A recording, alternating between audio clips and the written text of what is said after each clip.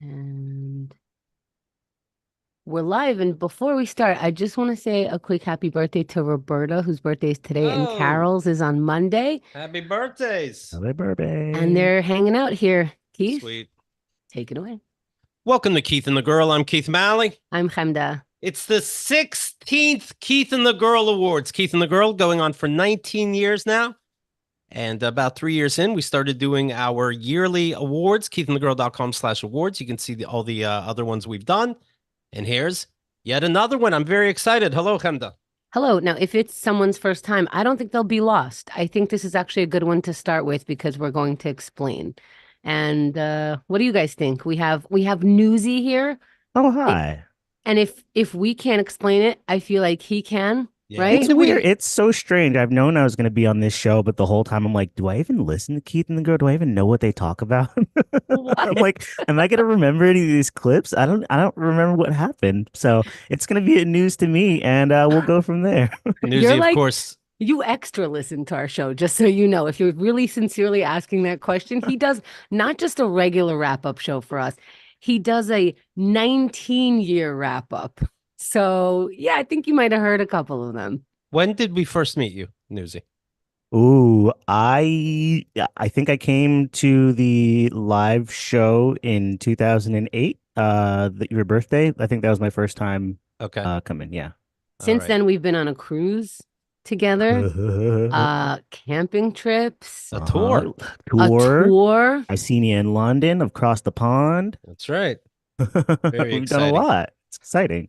Holy shit. I'm very thrilled today. In fact, I started today with a big breakfast, steak, cheese, mashed potatoes. I got my energy. I'm ready to go.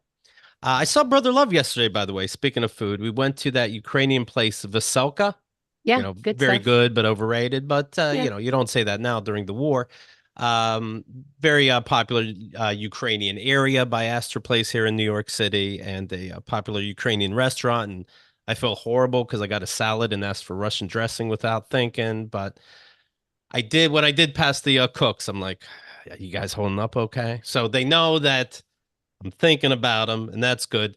Is this your version of support through thoughts and prayers? You're Yes. like brunch and prayers. I gave 25% tip. I hope that helps the war effort. I feel They're so definitely sending ignorant. it back. Yeah. Russian dressing. I'm like, there's Thousand Island. There's what is like Russian dressing. I wouldn't even know to ask for it. I should have said I want like the Big Mac kind of sauce.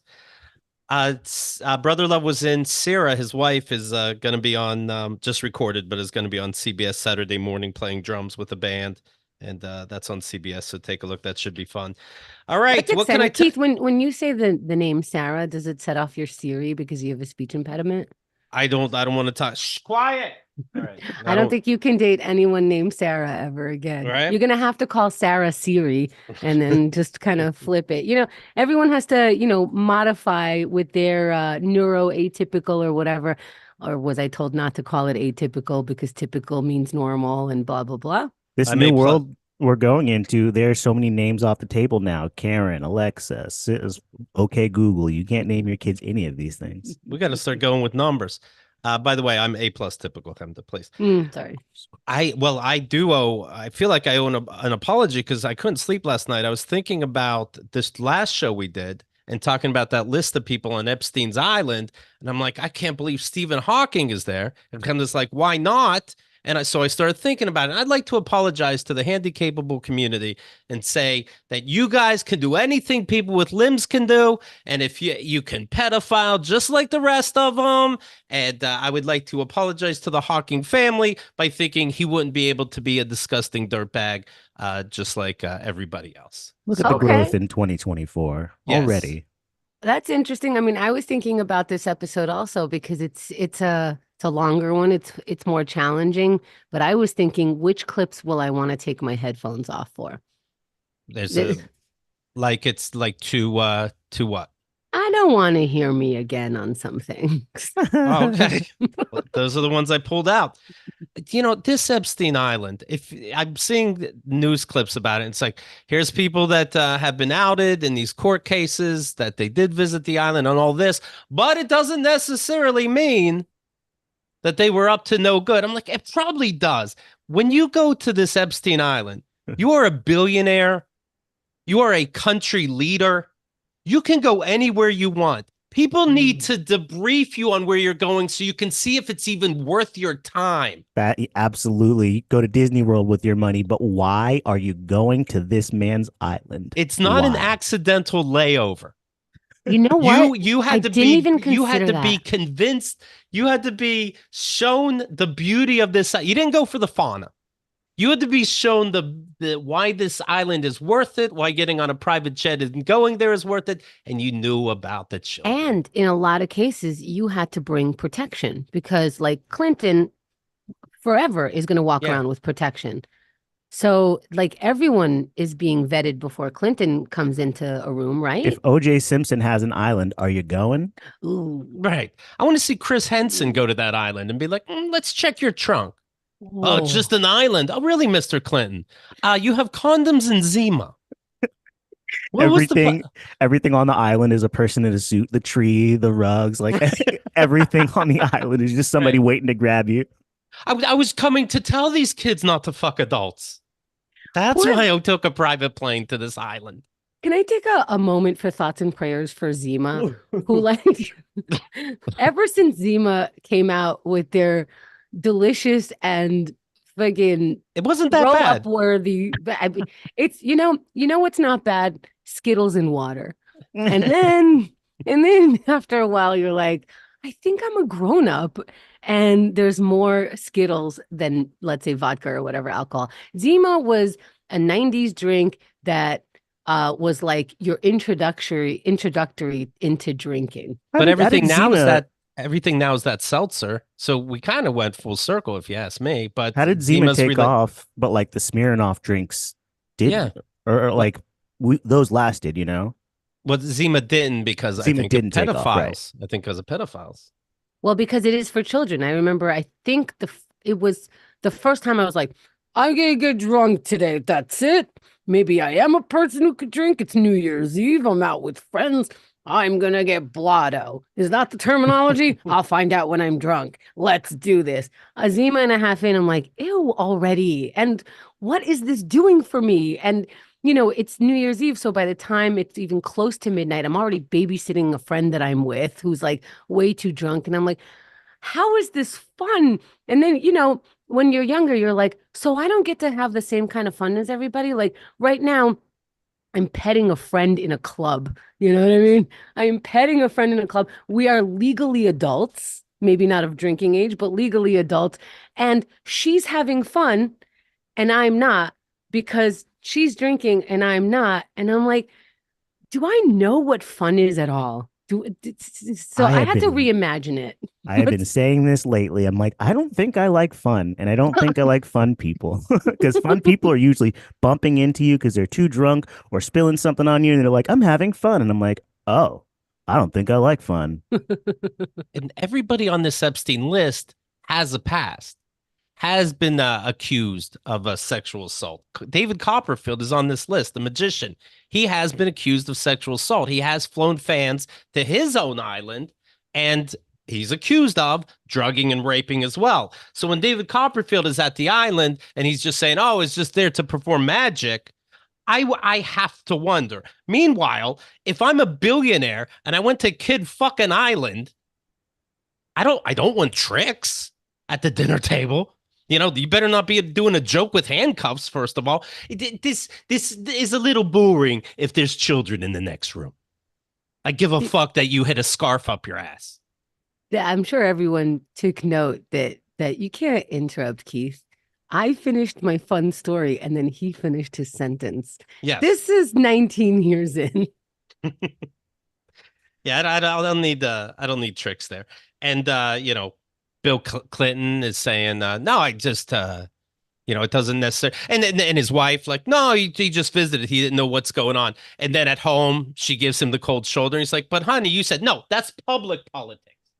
Probably. I keep sleeping thinking, on the couch. You went to that island 25 fucking times. What would have happened if Hillary became president and then afterwards, like, this list came out? You're right. Oh, yeah. She can't catch a break with this bill. Right. Oh, well. I think she knows who this Bill is at this point. Michael think she's Jackson was at that island. Oh, what can I tell you? I'm What? just into finance. This guy was Jeffrey Epstein was a great finance guy, and I thought maybe he'd help me. Prince Andrew, you remember him doing interviews?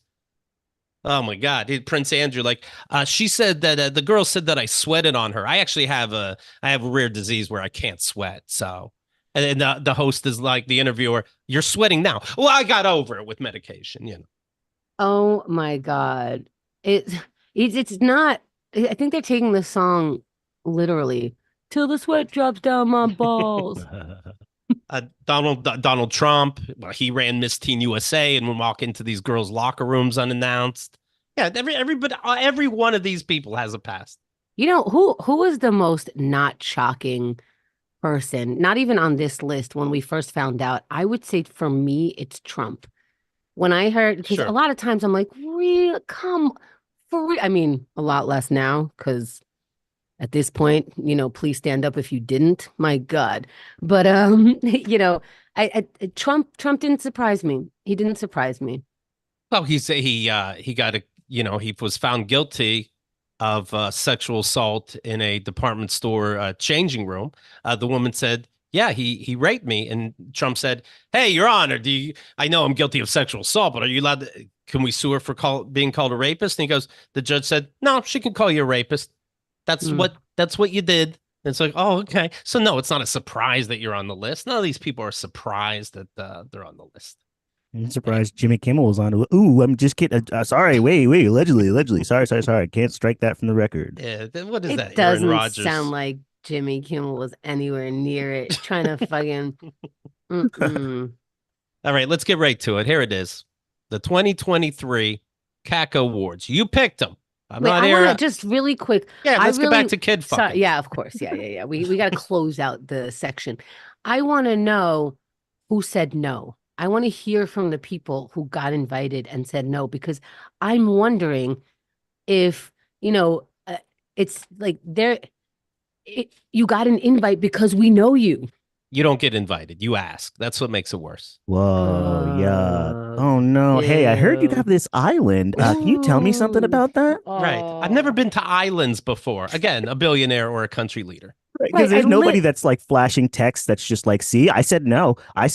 This is my badge of honor. Like nobody's showing these texts off. Yeah, that's right, Keith. You have to ask. Should have just asked. Yeah, the Galapagos Islands are not exclusive enough. Right.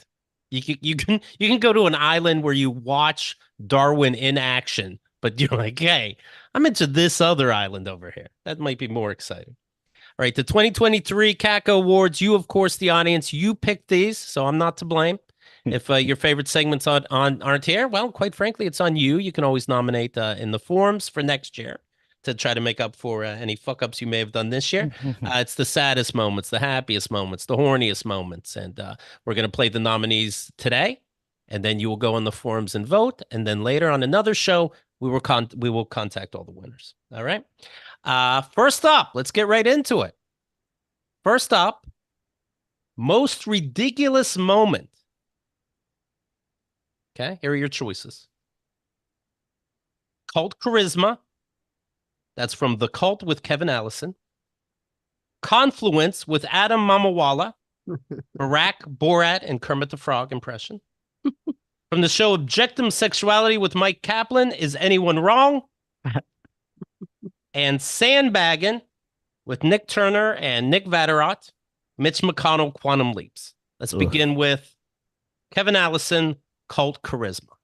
I think cult leaders get too much credit for being geniuses, and the members get not enough credit for being fucking idiots. Totally. Unfair. Unfair? I did that Landmark. Maybe you know it as Est back in the day. And it's a money-making scheme, but I wouldn't necessarily say evil. But at one point, you're in that room for like 12 hours a day, easily 3 days, if not more. And people are, this guy's going to change your life, make you a better person. Most people don't talk, certainly not like we do. Most people aren't open, and they'd like to finally be heard about anything. So they're really liking this guy, almost like a father figure. I don't think I'm exaggerating. So one day, one of his tricks is you go on a break, and there's always a couple people are late. So he goes, all right, people are late. Like he didn't see it coming, but it's in that book in front of him that he's reading. He's like, you're late. You're not taking me seriously. I'm not going to teach the class anymore. He just stands there. And so a couple of people are like, okay, but I wasn't late. Can you please? It's like, motherfucker, you paid $1,200 to be here. All right, you're gonna have a lawsuit if he quits this. And people are like, please, Daddy, please teach us a little more. And all I'm thinking is like, you're an idiot. It's a fucking trick, obviously. I don't even blame the guy taking advantage so much as that you're just so fucking stupid that I couldn't help but think that. It's not stupid. It's having it's having a language that you take for granted that you have been honing for 18 plus years. He wasn't that clever. It's not that clever for you in a world where you get to express every fucking emotion you've ever come to, and we are still thinking you don't have all the colors of the rainbow of all your feelings. How'd this get offensive? She will not say smart, will she? I mean, look at people trying to get over how they were raised, the secret lives of who their parents really are, the shush shush, we had a perfect upbringing. There's a lot of shushing that you're forgetting how much we get to express ourselves on a regular basis, and we still get fucked.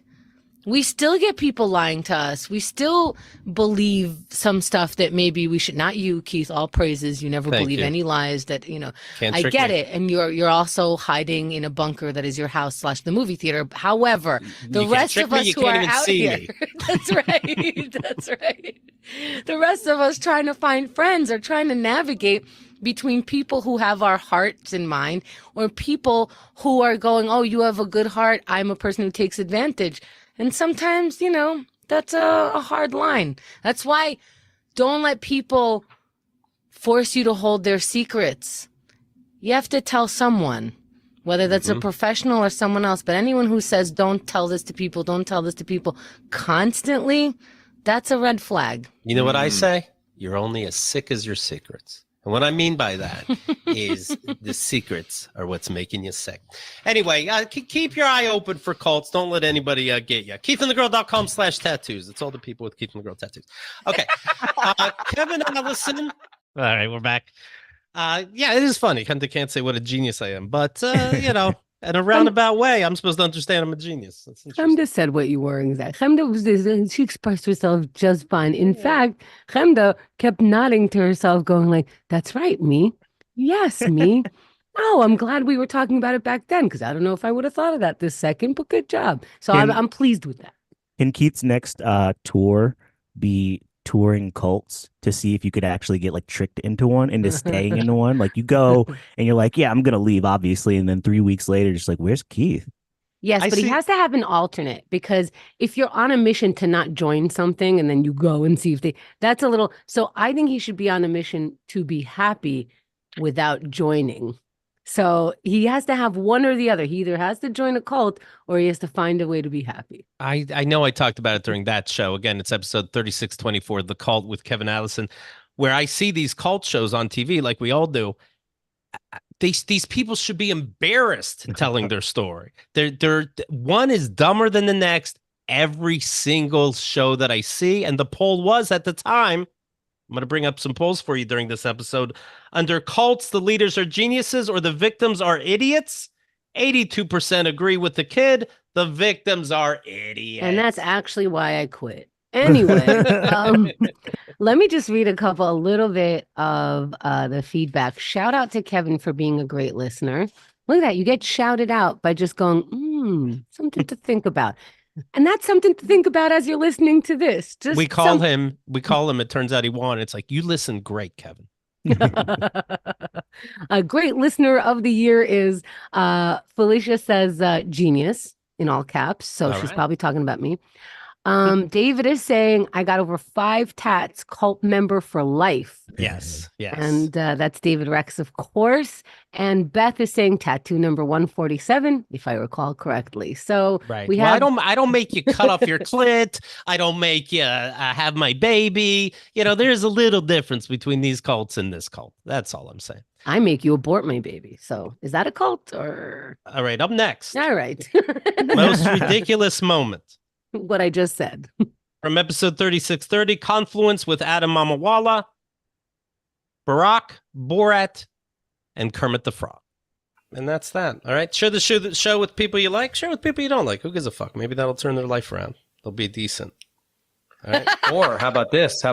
Play it without headphones in an Uber the next time a driver won't stop talking to you. That's fine to Just do. play That's the most smart. recent episode of Keith and the Girl. In fact, play this part. Yeah. Oh, wow. Now, what do you do if the driver says, "Oh, that's funny. Oh, wow." I don't know what you do. What do you do then? Is that an insult?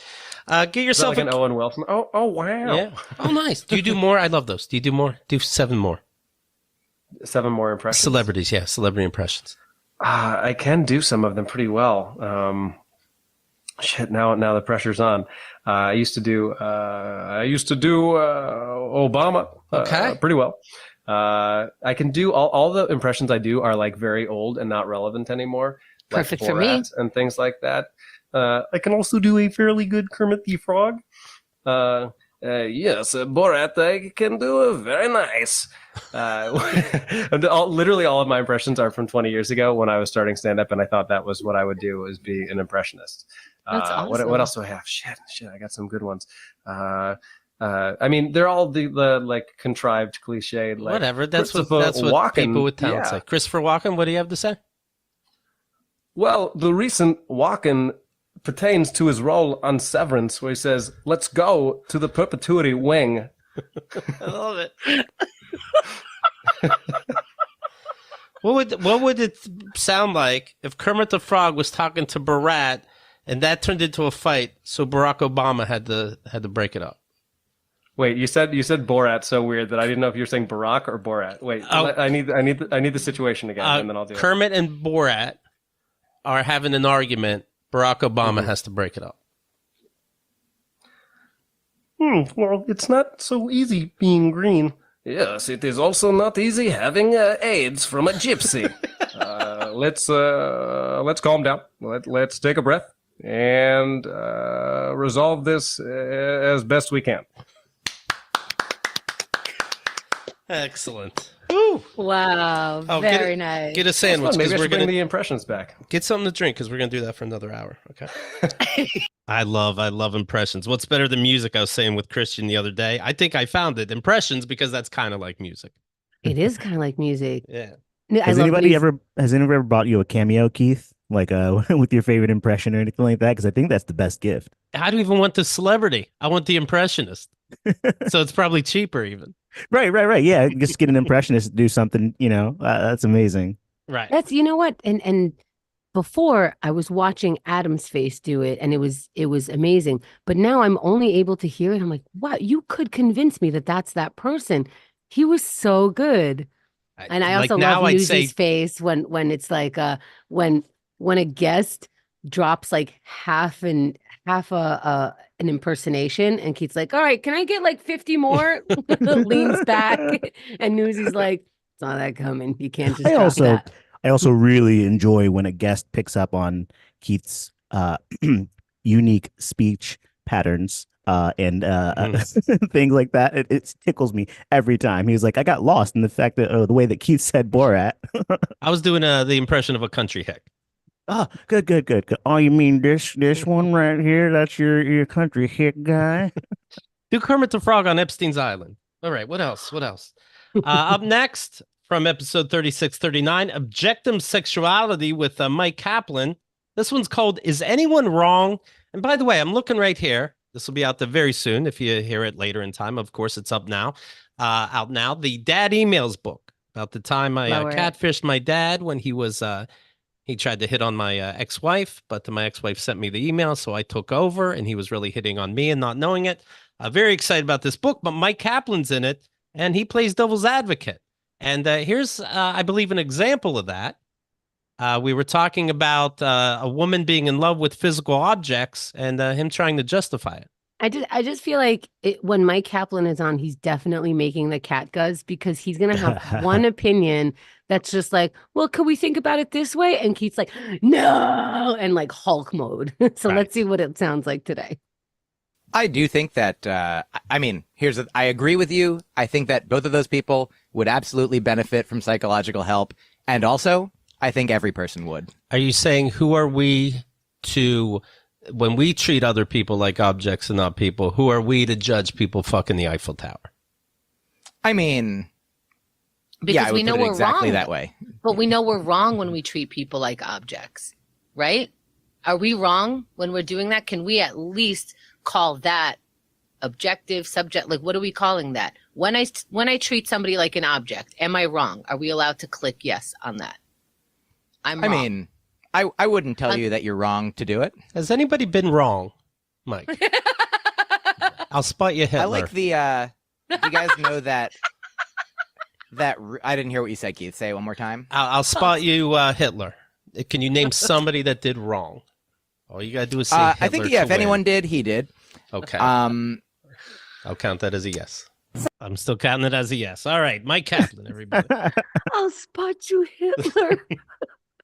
I love coming to this point, though, getting to the object stuff. The movie Finding Nemo taught me a lot with the whole fish are friends, not food. I had to then relay that into my own life. Men are friends, not food. Okay. It's very easy for me to look at a man as a piece of meat, and then I have to walk back that he's a person. And I'm like, oh, yeah. So, but I think fish are food. So what do we do? fuck. Well, there was a shark talking before. Now it's me who's looking at Okay. people, and I'm like, okay, yeah, we're friends, and I won't try and sleep with you. This is very easy. I don't want to squash this lesson, so I'll just move on. Well, that's what I was going to say. Newsy's like, I'm an alcoholic. And I'm just like, just drink sometimes. All right. Newsy was on to So something. no one has ever been wrong then. Yeah, Mike's right. This is from episode 3713, Sandbagging with the Knicks. Nick Turner, Nick Vatterott. It's called Mitch McConnell Quantum Leaps. This is when Mitch McConnell stared at the screen as he was shitting his pants, and everybody acted like he was still a fine leader. Somebody else have a question? Please speak up. Yeah, please fuck you. Please speak up this time around. We're gonna try this one more time, guys. But if you fuck up again, And no more questions about him slowly dying in front of you as we speak. That is off the table. No sandbagging. I think one of two things are happening here. Number one, he's coming to the realization that he's Mitch McConnell, and he's just freaking out. Like he's sort of like his whole life is flashing before his eyes. He's like, oh my God, all the horrible things I've done, and he's speechless and stunned. Or two, Scott Bakula has quantum leaped into his body at that moment, and he's like, and he doesn't know how to get out of it. you know, if you listen close, Mitch McConnell stares at the camera and goes, "Oh boy, I'm a mentally challenged person. Oh boy."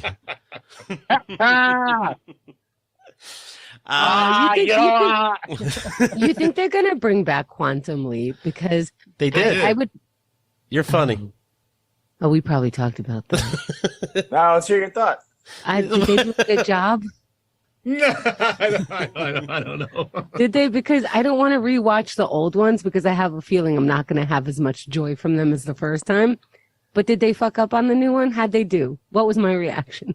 Well, you didn't know it happened, so I don't think it did very well. You weren't hurt, but it didn't do very well. It didn't do well? Why didn't it do well? The I A-team don't know. seemed to have done well, and that was wrong for them to do. No one wants to comment on this? By the way, they should have called it the B team if they were going to do the second. Ew. Other Nick? I am Raising your hand. Googling as fast as I can. Keith, you didn't bother seeing the second Quantum Leap? No. No? Who gives a shit? I don't have time for a TV anyway. When you say about a reboot of the 18, that was a movie. Oh, that was a movie?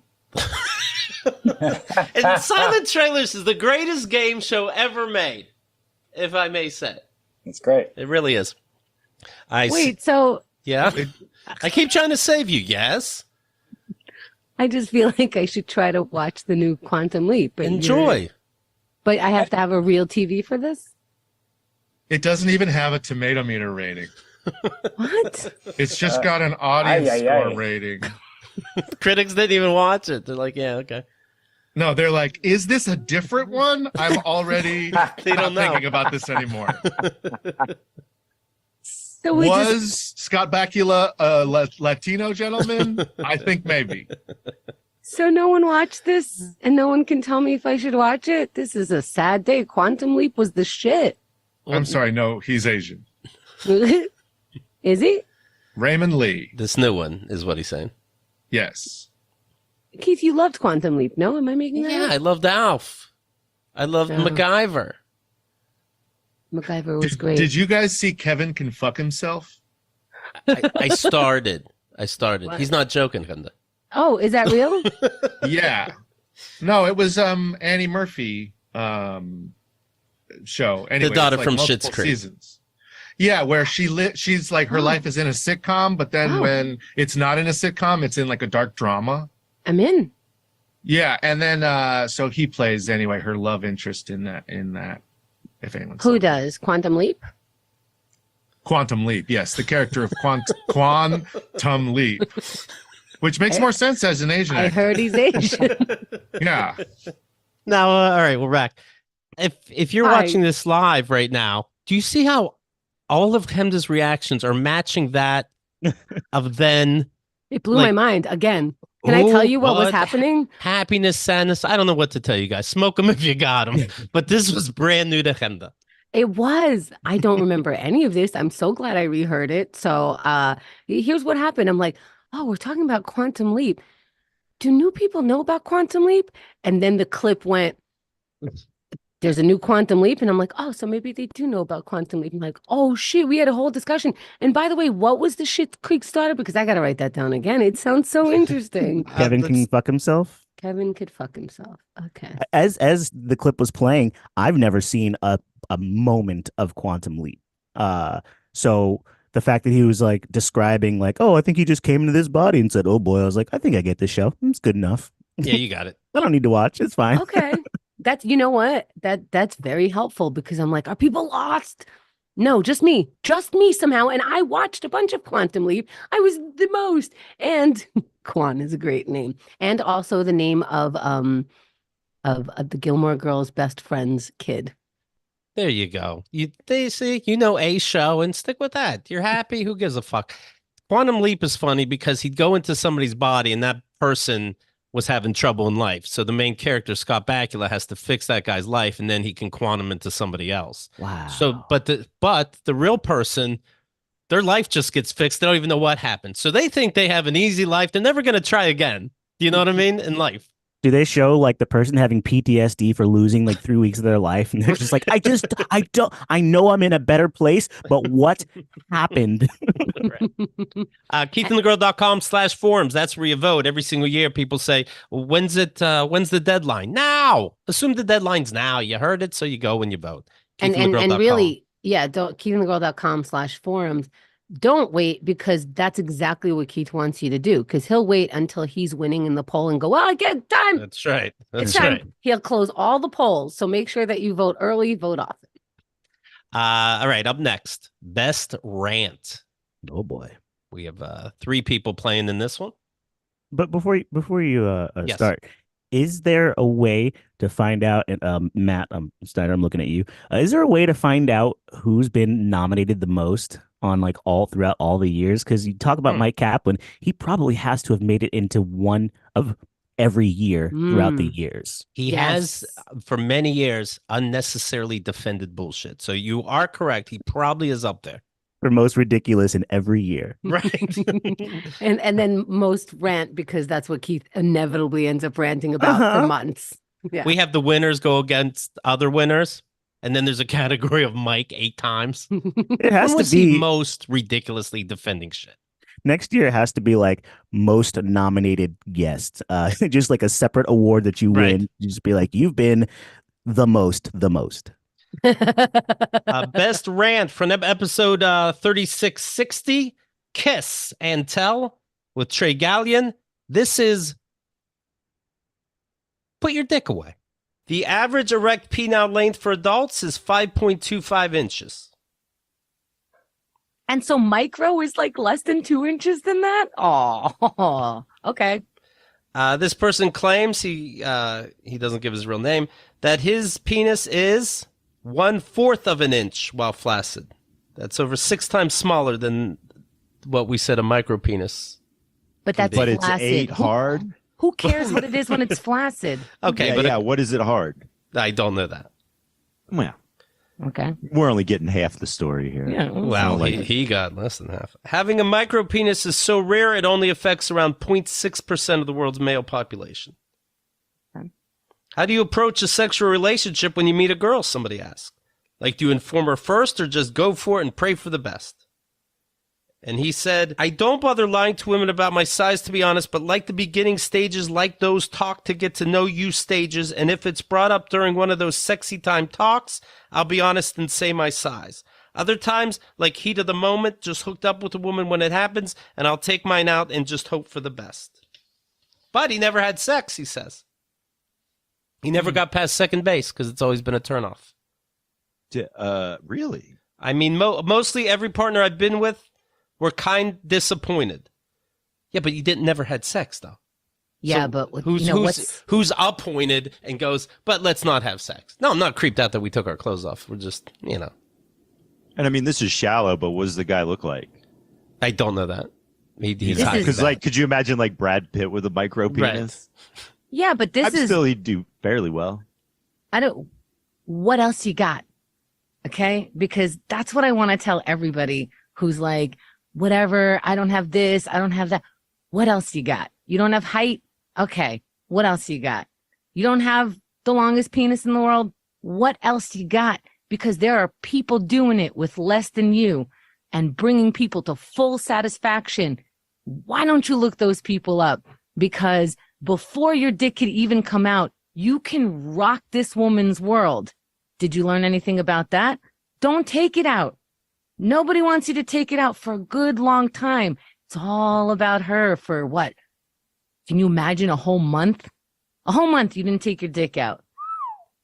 And maybe she goes, and then maybe she goes, holy shit.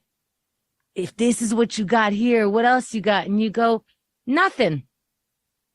Who leaves you? What else you got? What else are you learning? There's so much focus. You talked about second base. Second base is all on top. So you've never felt anything, but your dick wants to do the right thing. How many fingers you got? Yeah, that's even worse. I was about to like, this dude's probably got huge hands. How much muscle in your tongue? Have you been working out? He's got those everywhere all at once hands. That's what he's got. Listen, a bunch of people without penises have been making women fucking lose their minds, lose their jobs. Name names. Now we're talking. I mean, I sort of felt it, and normally it's an awkward, embarrassing experience for them. I realized something was definitely awry when in high school I realized that my member hasn't grown since I was younger. Dating and sex became a struggle. Most of the time it's awkward. Yeah, well, that's what I want to hear about. Any follow-up questions on that? What do you do? When asked if he tries to pleasure partners in other ways that don't involve a penis, he said, it's not easy for me, as the mood is generally killed when they witness his little dick. Why is your dick out? You only got to second base and your dick is out? Why is your dick out? That's a good point. Why, when you're feeling me up, is your dick out? How has it ever been out at all? Stop taking your dick out, people with dicks. Stop taking your dick out. Do not take your dick out on the first one. You know when they say, like, don't sleep with someone on the first date? That's bullshit. You could absolutely sleep with someone. But if you want. Don't take your dick out.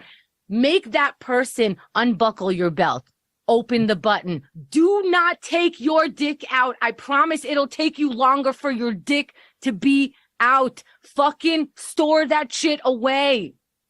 Well, what if he grabbed a boob and she went to cop a feel and she was like, I'm having trouble that's how copping something. Fucking hot and heavy this shit has been. No, That's what you're picturing. That's what you're picturing. No, that was more of a question. No, figure it out. Like, Hemda, how many times you were with a dude and he grabbed your boob? Like, how quick were you to then be like, oh, I need to grab this guy's junk?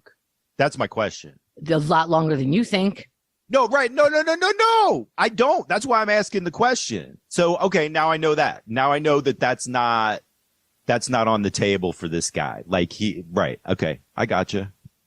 We're talking also so then about, it was like, keep your pants on. We're talking also about relationships. He's not talking about I pick people up at the bar, I pick people up and there's a one night stand and we're just trying to fuck. He did not say we're just trying to fuck, right? He's saying, Right. I talked to them, I have conversations, I got to second base. Why is your dick out? None of this is romantic. None of this is hot and heavy. None of this is sex. None of this is sexuality. There's no passion in any of it. Why is your dick out? Unless somebody has a bead of sweat coming down from now on, you do not take your dick out. Unless someone already screamed at the top of their lung or said, I can't anymore. Don't take your dick out. Stop taking your dick out. Nobody wants your dick out. Thank you. Yeah. Oh, I'm so embarrassed. Then how is it out again? How is it out again? Do you know how many humans I know that like don't want to be on top during sex because their belly roll or their boobs are not perfect or whatever? Are their boobs out? No, they strategically wear their shirts and stuff and they make it sexy. When you turn around, how is your dick out? You hate it so much. It's out all the fucking time. And it wasn't even a rule like I lived by. It just felt more comfortable to me. Like my pants are staying on until the girl decides that she's going to take them off. We'll get there. Holy right. shit. Because then that's the time when she decides. But yeah. I promise you it'll be better. You want to blow someone's mind? Don't take your dick out. No, unless she says, hey, whip your dick out. Yeah, why are you taking his dick? This is exciting. More and more exciting. And then it's like, holy shit, take your dick out. And it's like, oh my God, it doesn't even matter anymore. Everything's fucking on fire. Now we're just lit on fire. Don't take your dick out until everything's on fire. I want to see the listeners' notes. We're back. I want to, what is the opposite of cosine? Take your dick out. I want to see it immediately. Don't take your dick out. That also, and how did Keith managed to point out the fact that there's no opposite of disappointed? He's just like appointed. I'm like, wait a second. I think I got to start using this in my life now. Like, yeah. And you know what? Somebody did comment about you, Newsy, during this, because during Q&A, of course, for those who don't know, who don't have VIP, honestly, at this point, I'm offended, but whatever. We'll move on for now. It's the Catco Award Show. Sure. Yes. KeithAndTheGirl.com/VIP. Use code FREE to get it for free. Chris says, Newsy is over here not understanding a word of this rant. I mean, I'm trying to, like, in all fairness, I'm trying to think of ways. I'm like, yeah, okay. How do you, move past this thing or whatever? You got a problem with your dick or whatever. What if you get so good at oral and everything else, and the person's like, damn, if this is what you got, I can't wait to see what that dick do. And you're like, let's just go back to round one and do that again. No matter what question you ask me about that, no matter what, I will say there is 100 people for you who are like, oh, good, you don't have a dick this size, you have a dick that size. Oh, good, all you want to do is this. Oh, good, you're never going to ask me to sleep with you with your dick. Like, oh, good, something, or oh, good, something is going to match. There is a match. Not everyone wants the thing that most people want. And I understand it's most people. I feel you. I get it. Start with not taking your dick out. I mean, come on. I cannot be like, sorry. Oh, you were clear. Whoa. You were clear. Okay, very good. And Newsy also, to be clear, this guy was talking about relationships. You're talking about Tinder behind dumpsters. Okay.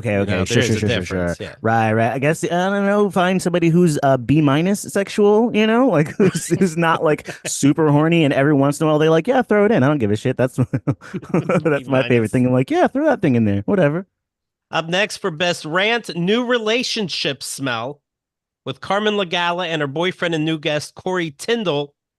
This is Chemda versus tipping. Again, tipping is the worst. What did they call it? A restructuring? Go fuck yourself. This is the restructuring of tips. Tip was supposed to be like, here's a little bit of extra that no one is going to give you. There's not a line in the receipt for it. I have to covertly fucking shake your hand and be cool. You got to be cool too. And we just did a side fucking hustle.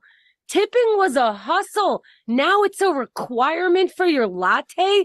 What the fuck happened? You think 20% is low? You think 25% is low? You think $1 on a 5 is low? Everything's gonna fucking be low if this person is relying on me, the consumer, to pay their fucking wages. And you know what? As people who need that, for people, your average person who's coming in for a little treat for themselves to pay their wages, they fucking hate that too. You know how much it sucks to go to a table at the end of your work, at the end of your fucking work. You already did the work and go, how much did I make? The fuck kind of system is that? Who in the fuck okayed this? Restructure my fucking ass. Structure it so that everyone walks away. I finished an hour of job. I know I'm going to take home this money. I know the IRS and the state and whatever the fuck is going to take that. That's a whole nother thing. But fuck you and your restructuring. Fuck you and your line for tipping. And fuck you for separate minimum wage for people who serve. The fuck? There's a separate minimum wage for servers, for one step below slaves. There's a new minimum wage where they get to, surprise, this is what you make today. Although surprise, there's no surprise. You got to get to work on time. It's not when do I come in. It's what do I get paid? Who the fuck can structure their life with this restructuring of tips? Tips. That's extra. It's a fucking line on a receipt that we are throwing out. Why are there receipts for the fucking... Anyway. What? This is wrong. let me for pause. office. I'll vote for you. This is wrong. 12% give this, 50% for that. 100% of the people who work go home with that. What is that? I don't know.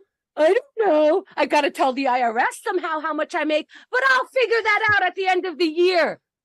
How do I get a house? What are you going to make at the end of the year? I don't know. Hopefully I put the food in front of somebody who I didn't interrupt while they were making a TikTok video so that they can tip me the extra dollar that brings it up to 20%. Are you fucking kidding me? Are you fucking kidding me? Now, what if the burger is 50% off? Now you got a $5 burger and you're tipping me 50 cents. Now that's my wage? Well, I can't answer how much you're going to bring home today. Can you answer how many fries I'm going to give you? It's going to be a bundle, isn't it? If you order small fries and I give you 3 fries and go, that's 10% of whatever the fuck I did the math of. Would you be happy? Tips is not wages. It's not wages. And if you're going to make them wages, don't make me pay tax on it. I got the extra fucking bullshit that's not part of my wages so that you can pay me minimum wage and you're taxing that. So who's paying me that? Then me, who gives the tip, shouldn't pay taxes on that either. Now we're paying double tax because we're giving on the side what should have been slapped and kept moving. You know who does that? Drug dealers. Illegal drug dealers, not the pharmacy, who, by the way, is also a drug dealer. What? Anyway. Is Kenda the only one here that wasn't a server? I was. Yeah, that's what's funny. Yeah, I totally get it. What kind of bullshit wasn't is a this? server? You weren't No, a I server? wasn't. Oh. I did customer service. I did kids parties. The only tipping industry I did was kids parties, but you didn't have to tip me. I got paid. So no, I never really fully relied. It's extra. It's fucking extra. And as a patron, I don't want you to rely on me because that's also the math that I have to fuck this whole system. Thank you. Yeah, as a waiter, I hated, like, just as a regular person, I hate talking about money. It's ugly. And especially as a waiter and like table to table, like it always comes up somehow. When I see online these assholes that go, finally, I got to do it. And in the tip section, they draw the math symbol pi and add it up. Death penalty. Shame on you. It's so, I don't even like when they go, oh, you were a good server, I'm going to give you a big tip. I'm like, we don't talk about it. You just do it. Yeah. You don't know what a big tip is. Right. You don't know the tips I've had, do you? Just like you can't tell me you're big dick. You don't know. You don't know. That's both of those things are in your pants. Fuck you. That's not my extra. This is my life. You don't get to decide. Fucking bananas. Restructuring. They have words to use now. Okay. You know what? How We're we get back. back to dicks? Right. It's full circle with her.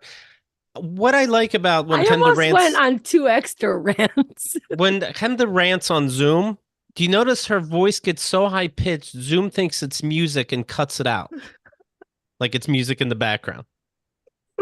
She reaches a level that Mariah Carey can barely make. I know she's it's not heated. particularly funny, but you're really fucking dead on with this, because when I was looking for a new apartment and stuff, these days they want to know that you can make like 6 months amount just so you can get the place. So when I'm showing them my paychecks, it's like, you can see the hours I showed up for all the same amount of hours. It's just up to the public how much money I make. Right. I still make my rent, but just don't go by the public. Don't judge me by that. That's fucked up. Whatever. Let me it's tell you how I crazy. feel about that. Just kidding. If you don't think that Newsy's going to make his money from tips as a landlord, that's because you as a landlord are cheap when you go out. Right. They're like, I'm not letting any servers live in my house. I don't pay them shit. Right. Are you going to be able to make your rent? I don't know. Am I? Right. I've You seen you tell at my me, place. customer. Right. All right. Your final selection under best rant is from episode 3752, Morons, the TV show, with Kevin Allison. This can't be me. This is me. This is Keith versus Reality Idiots. Well, what games had alliances necessary to them? None. They all lie. They go, yeah, I got your back. Okay, I got your back. Oh, here's a game that doesn't make any sense. Who do you want to get rid of? I guess the guy said I got his back because he won't see it coming. Pretty smart. Now I have a target on my back. The kid goes, he beats his mom in the marble game before he gets kicked out. And he goes, now, without my mom, I think I have a target on my back. Your mom wasn't fist fighting people. Dumb fuck. And by the way, you wouldn't have a target on your back because you just lost your mom. That's sad. Welcome to Morons. You don't even need the games. Just turn on a camera. Morons. Here you go. Watch them. I think they have to make alliances. Welcome to Morons. Welcome to Morons. Yeah, Jersey Shore, they even made them do games. It's like, no, just give them booze in the house and videotape it. Well, we have to give them a job. Why? I have to see that they can't fold a shirt? They're morons. Let's go. I think legally they have to give them a game to do. Oh my god! Because it'd be like too cruel. There's probably a law you can't just videotape morons and put them on TV. You have to make them get married, or do you want the cash? Their house a little bit. Right. Oh God. Yeah, you got to do something. It's morons. Do it. What should we do? Oh, you're doing great already. You're doing fucking great. Can I have bonus money? Yeah. The more you talk, the more money you get. Say stuff. The new show, Say Stuff. Right. No, you just say stuff. Now with booze. Right. Right. It's booze time. Everybody drink a booze. All right, now say stuff and do stuff. Can we fuck each other? If you want, sure. That's no problem. It's going to be tough not to see Squid Game 2. All right, we're back. How is that the only Squid Game related clip that we've heard so far? Because you could power the sun with the amount of energy that came off of you in this fucking Squid Game this year. If I had to watch it, everybody had to hear about it. Yeah, I know. I was sick moving my mom's stuff in a storage unit, just being like, oh, Squid Game again. Okay, here we go. Keith's got some stuff to say. Here's a poll. Have you watched any of Squid Game The Challenge? Our audience, 14% said yes. You would think everybody in my audience saw Squid Game the way I was talking about it. Now, I saw it, so you have to kind of see it. That's all. I think I did see it. Yeah. No, see? just through Keith. It's in my head. I've built the characters up. I don't know what they look like, but you've given me enough detail that I've built them. There's an Asian woman. There's a guy and his mom. I get the characters already. Thanks for the recap. You got it. You're welcome.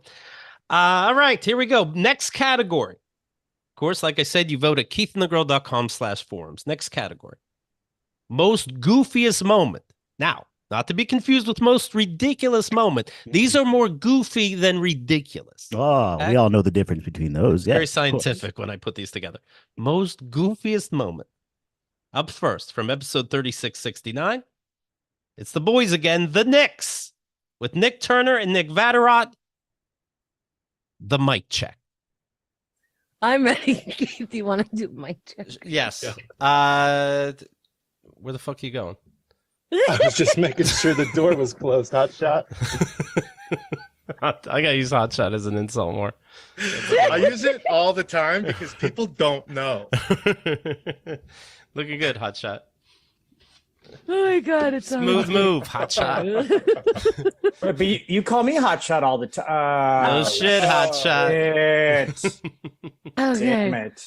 Okay. All right, Nikki T, I'm gonna need you to tell me what you ate today. You got it.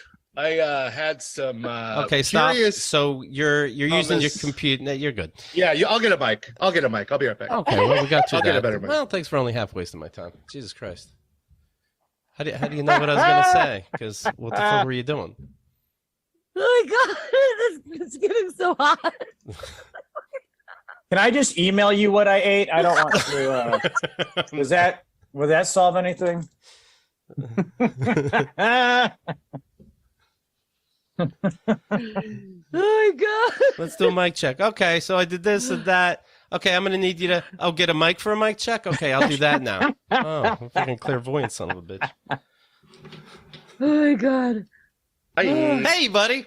You're killing me. It's so good. Oh my god. Okay. Sounds so much better. What a fucking surprise. Hi, how are you? Can I not be wearing a black shirt? It's up to you. I mean, we're not confused that if there's a floating head and arms, you know? No, but it looks like a floating head and arm. So one sec. Okay. Oh, I like it though. It's like that movie. You like it, I like it. All right, here I done, am. done. Yeah, Here we go. Take a lot. Okay, all right. And that's Actually- enthusiastic consent. It's that easy, guys. What the fuck is the problem? That counts. So it can't just be. It's got to be enthusiastic. Okay, I got that. That's a good note. Why don't they just say that? Not sarcastic consent. I don't need fucking hashtags. Just tell me. It's up to you, but I was a fan of the closet. No, closet's good, you know. I got shamed for being in a closet on a Zoom earlier today. Wow, and it's not even the 80s anymore. I thought to myself, has this man never seen someone in a closet? We've been doing this for 3 years. Right. Sometimes we have to be in a closet. Right. I think I interviewed somebody in a tub, and it was their only option. Was that Trumbo? Every time you make me laugh, I have to blow my nose. Oh my god. I know it's so sexy. I find nose She's blowing gone through almost a disgusting, box but I love people in laughing. 15 years. She's what? She's gone through almost one box. In Right. 15 years. Right. Yowza. Why would I ask? What was that? I know, but thank you. You're a good interviewer. I heard a tone and an asshole face. What was that again? The fucking Knicks, I tell you. I kept forgetting that was a mic check. I'm like, why am I saying that? Oh, it's a mic check. Okay. What are we talking about? I did But- hear from another podcast that was just commenting about the state of podcasting, and they were like, "Have you noticed that the trend is to give no fucks, like to be on a couch, laying down halfway up, to be across the room, talking into the microphone." I listened to Aaron Rodgers' clip talking about Jimmy Kimmel. He might as well have been in like a vacuum tunnel, like echoey bullshit. I think that the trend is to not care, not have good sound quality. Yeah, I wonder if it's like a deliberate move, like the messy hair that takes way too much work. Like, do they It's want gotta to be. be seen as too cool? Well, only dorks care too much about technology, so I'm not a dork. I don't. Meanwhile, this isn't technology, kind of. This is just a part of your job, a little bit. It's a fact if you're a now, talker. right? Right. Is eating nerdy? Right. It's just a thing you got to do. Right. Up next, under most goofiest, I can't believe this was nominated, but I guess it was. From episode 3699, Baby's First Acid Trip with Liz Mealy. Oh God, I want to leave. Set and setting, set and setting. Oh God, oh God, oh God. This is Keith on acid. This is the audio. This is different audio clips put together that I wrote, that I texted, that I, VM'd the Diamond Dogs, Chris and Craig, when I was high as fuck. How's that mushroom chocolate bar hitting you? Is there a mushroom chocolate bar that's relatable? What? Yeah, it was hard to walk to the bathroom. I'm back in bed. Were you able to walk to the bathroom on chocolate mushrooms? Yeah, no shit. This is different. Oh my Christ. What's this bullshit? I don't even want to look at it. That's bullshit. You love the fucking planets, aliens. Fuck off. Die. What? What? Oh, hold on. 1 second. Sadia is calling me. Hey, honey. How's it going, bitch? Okay, nice. Okay. Oh, shit! Am I live? Fuck. But seriously, guys. Let's get serious. Quite frankly. Bon Jovi is centering me. Nice try, assholes. I just tried to stand up. That was stupid. Real quick, tell me about these chocolates. What the fuck? Are we on the same wavelength? Holy shit! Holy hell. Are you alive, Chris? Holy fuck. What's his name? Craig? He sends me a picture of aliens. Bullshit. Fuck off. This is good. This acid is good. This acid is good. This acid works. Holy hell. You might rate some, and it comes in so tiny. You bitches rate so tiny. It doesn't make sense, son. Little by little, who gives a shit? Who gives a fuck? Hey, first of all, does Craig sound like Buck Cherry? Kinda? Does he? Like, I had 3 points to all your things. Like, who gives a fuck? We're all just fucking stardust. Hey, seriously, you guys awake? I think it's kicking in. Come on. Guys, hello? Hello? But can we get serious for a second? I think something was on that paper. Like, I think it's acid. No, seriously. Like, seriously.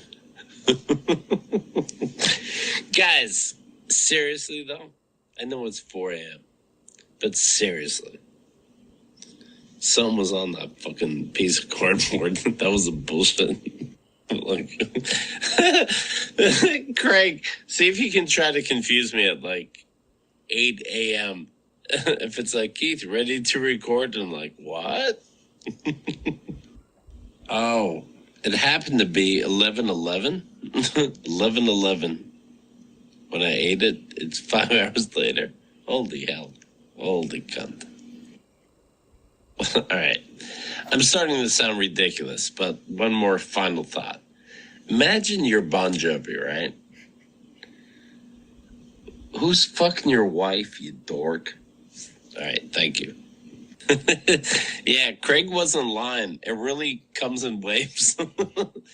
Yeah, I can drive a car right now. What the fuck? Okay, all right. We're being silly. Guys, can we focus? It's getting a little silly. Guys, please. Come on. What's your wife's name, Chris? I'm so sorry. Hi, nice to meet you. I was listening to Bon Jovi's, like, every song was kind of fucking cool, but this is like fucking, he's trying to be Bruce Springsteen. Fuck off. You're ruining my high, bro. Fuck you. I really want to say I'm literally dead, but I don't want Craig to be like, do you know you really thought you literally died? No, but I think I'm literally dead. Oh my God, this acid is not an old man's game. You should have seen me trying to get Kyle an Uber in California. Like, oh my God. Whew. All right, and we'll welcome back. I'm glad you addressed it How's because that mushroom? That's it. Sorry. my thought was just like, what is Chris's wife do? Like, they're asleep and his phone's just getting blown up. She probably took it and threw it across the room. She's like, no more phone tonight. I don't care what the fuck is going on. I'm gonna play that for my kids. I think I can drive right now. I was like, wait a second, hold on. And you immediately were just like, and now. Oh, okay, great. I want the record to know that I did not think I could drive right now. All Right. Even on acid. It feels important. Most goofiest moment, episode 3733, In the Zone with Gastor Almonte. What could beat that? That's so goofy. This is John Stamos on Lori Loughlin. The college admission scandal, that was a white problem. Lori Loughlin, who was the other celebrity? Felicity Huffman. They took pictures of their. First of all, Lori Loughlin. This is funny that Lori Loughlin paid $500,000. Obviously this is illegal, to get their kid into a rowing scholarship, and did it with a picture of her on a rowing machine to prove that she's a rower in water.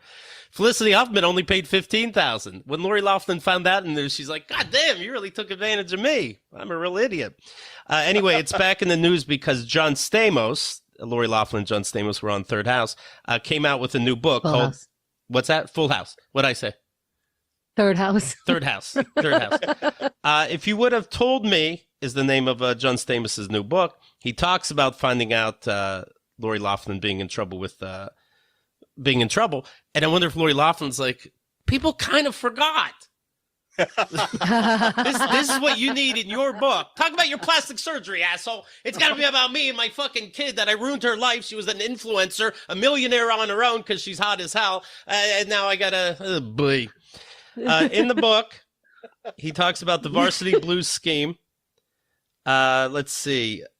She and her husband pled guilty. She didn't have a choice. Bribing their daughter's way into the University of Southern California as fake rowing recruits, which is funny. Let him, once you realize it's bullshit, then as like a trick, go, yeah, you're in. And then all right, and start the rowing. what position? Where do you go? Well, you don't know anything about rowing, just to see him fuck around. I like to imagine the kids are upset at the parents. Like, wow, you made me look like an asshole. Who gives a fuck? I'm showing what a new dorm room looks like. I get all my shit for free from Amazon, and I get paid to tell you about it. Yeah, they could have just knocked on the door of the university and said, "Can I come in?" And they'd been like, "Yeah." And that's another thing, is like a celebrity kid is coming to your school, as if you didn't like internally make a big deal out of that.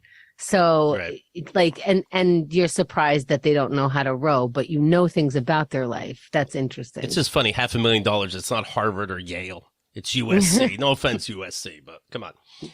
After serving time in prison, Loughlin and her husband were released. They were released December 2020, and the husband April 2021.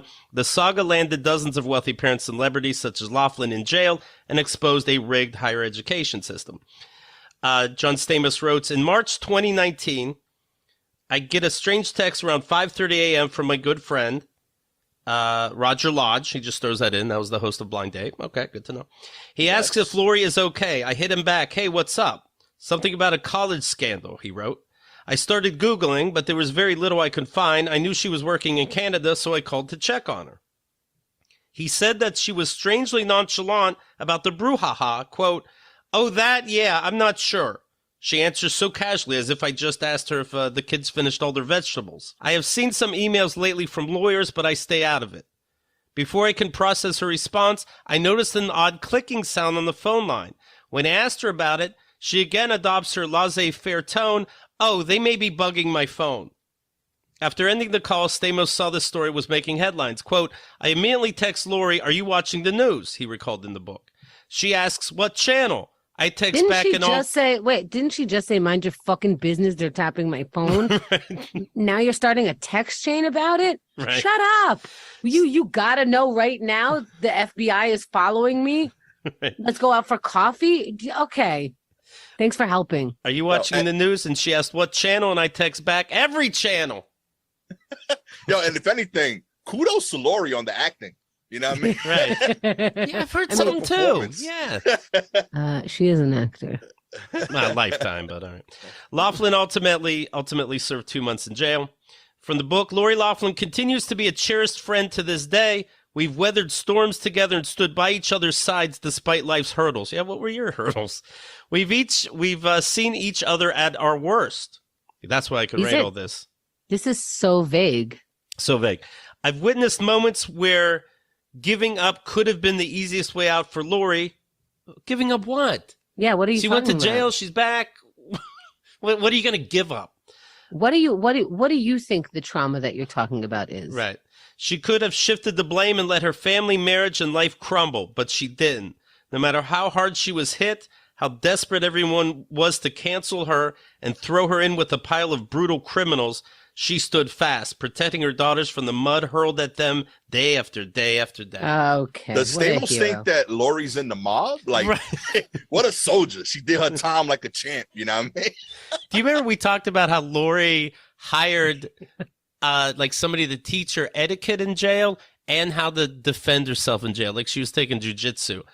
And she was awaiting trial, and she paid somebody to teach her the ropes, and this person ended up talking in the press. It's like, well, don't let jail know that you're already gonna be seen as some kind of snob. Now we know that you said, quote, jail has a lot of bullies, and I have to protect myself. Oh yeah, it's Miss Everywhere you go. Hey, bitch. Yeah, you don't make that public. The person who was training her, whatever that means, said like social interactions are different, table manners are different. An Emmy is something you normally might brag about, but in this case, eye contact is good on the outside. I remember them saying, but on the inside, it's different. Oh, these are some lessons. It's the opposite of finishing school. This guy said, I'm going to teach her the slang. You'll figure out the slang. Move, bitch. What do you think that means, Hollywood? Imagine getting your ass kicked by Lori Loughlin. Right, you're surprised, like, oh, shit. Oh, man, all street credibility shot right there, okay? Right. You trying to tell the story after you got out. Nah, B, I know she family, full house and all that, but, yo, her left hook, crazy, We're back. I picture anybody Lori knows that's about to read a book. Lori's like, you're not gonna, never mind. Oh, never mind. John Stamos in all of his life, it had to have been a word count thing because like you don't have one more of your own stories that you could have fucking put in this book. You needed to throw in a phone call. Come on, dude. I'd be like, yo, man, that was unnecessary. All the acting he's done, all the Full House stuff, the debauchery he got with those Full House comedians, I have to assume. He plays with the Beach Boys. You need a chapter on Lori Loughlin and her stupid on a phone call. That's crazy. Unless she was just like, hey, maybe if you have some extra space in your book, could you just sort of like pad the whole thing and make it seem like I was super chill about it? Right. Your final entry for most goofiest moment from episode 3751. So Nation with Christian Finnegan. This is Keith's Nation. Gay pride. I didn't have music to like Columbia House Records, where I got Guns N' Roses' Appetite for Destruction, and I heard it under the blanket in the dark in my bedroom, acting like I was asleep as my parents were putting up the Christmas tree. And That's how it was intended. Right. I'm like, this is awesome. I can't tell anybody in my family. I shouldn't have subscribed to this bullshit in the first place. But to get my hands on music was very, very slim. And now my disease is movies. I wish like nothing is better than music. What the fuck is better than music? Sex, sure. Nothing. How do you make sex better? With music. Look, this is his depression. You see it? He doesn't get sad. He gets angry that he doesn't have just a bit more sunshine than today allots.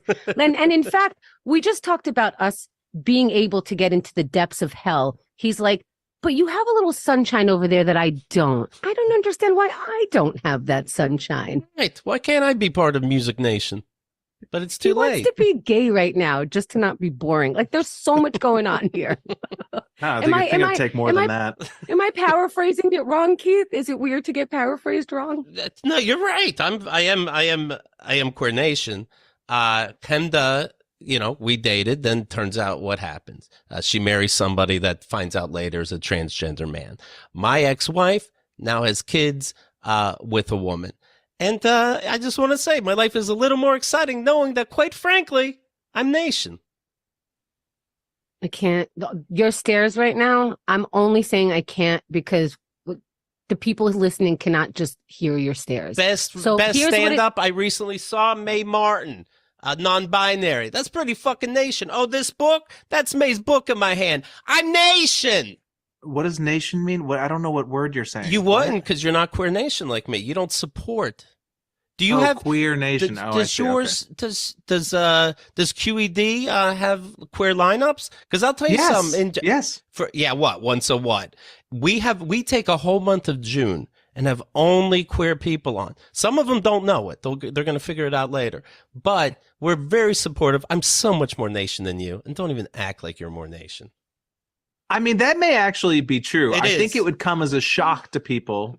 It shouldn't, because you certainly don't give off that vibe. I myself, you have a slightly hate crimey vibe about you, which is usually on the opposite side of this nation. Yeah. Like he seems like a guy who would walk into the gay bar and everybody would be like, "Uh-oh, uh-oh."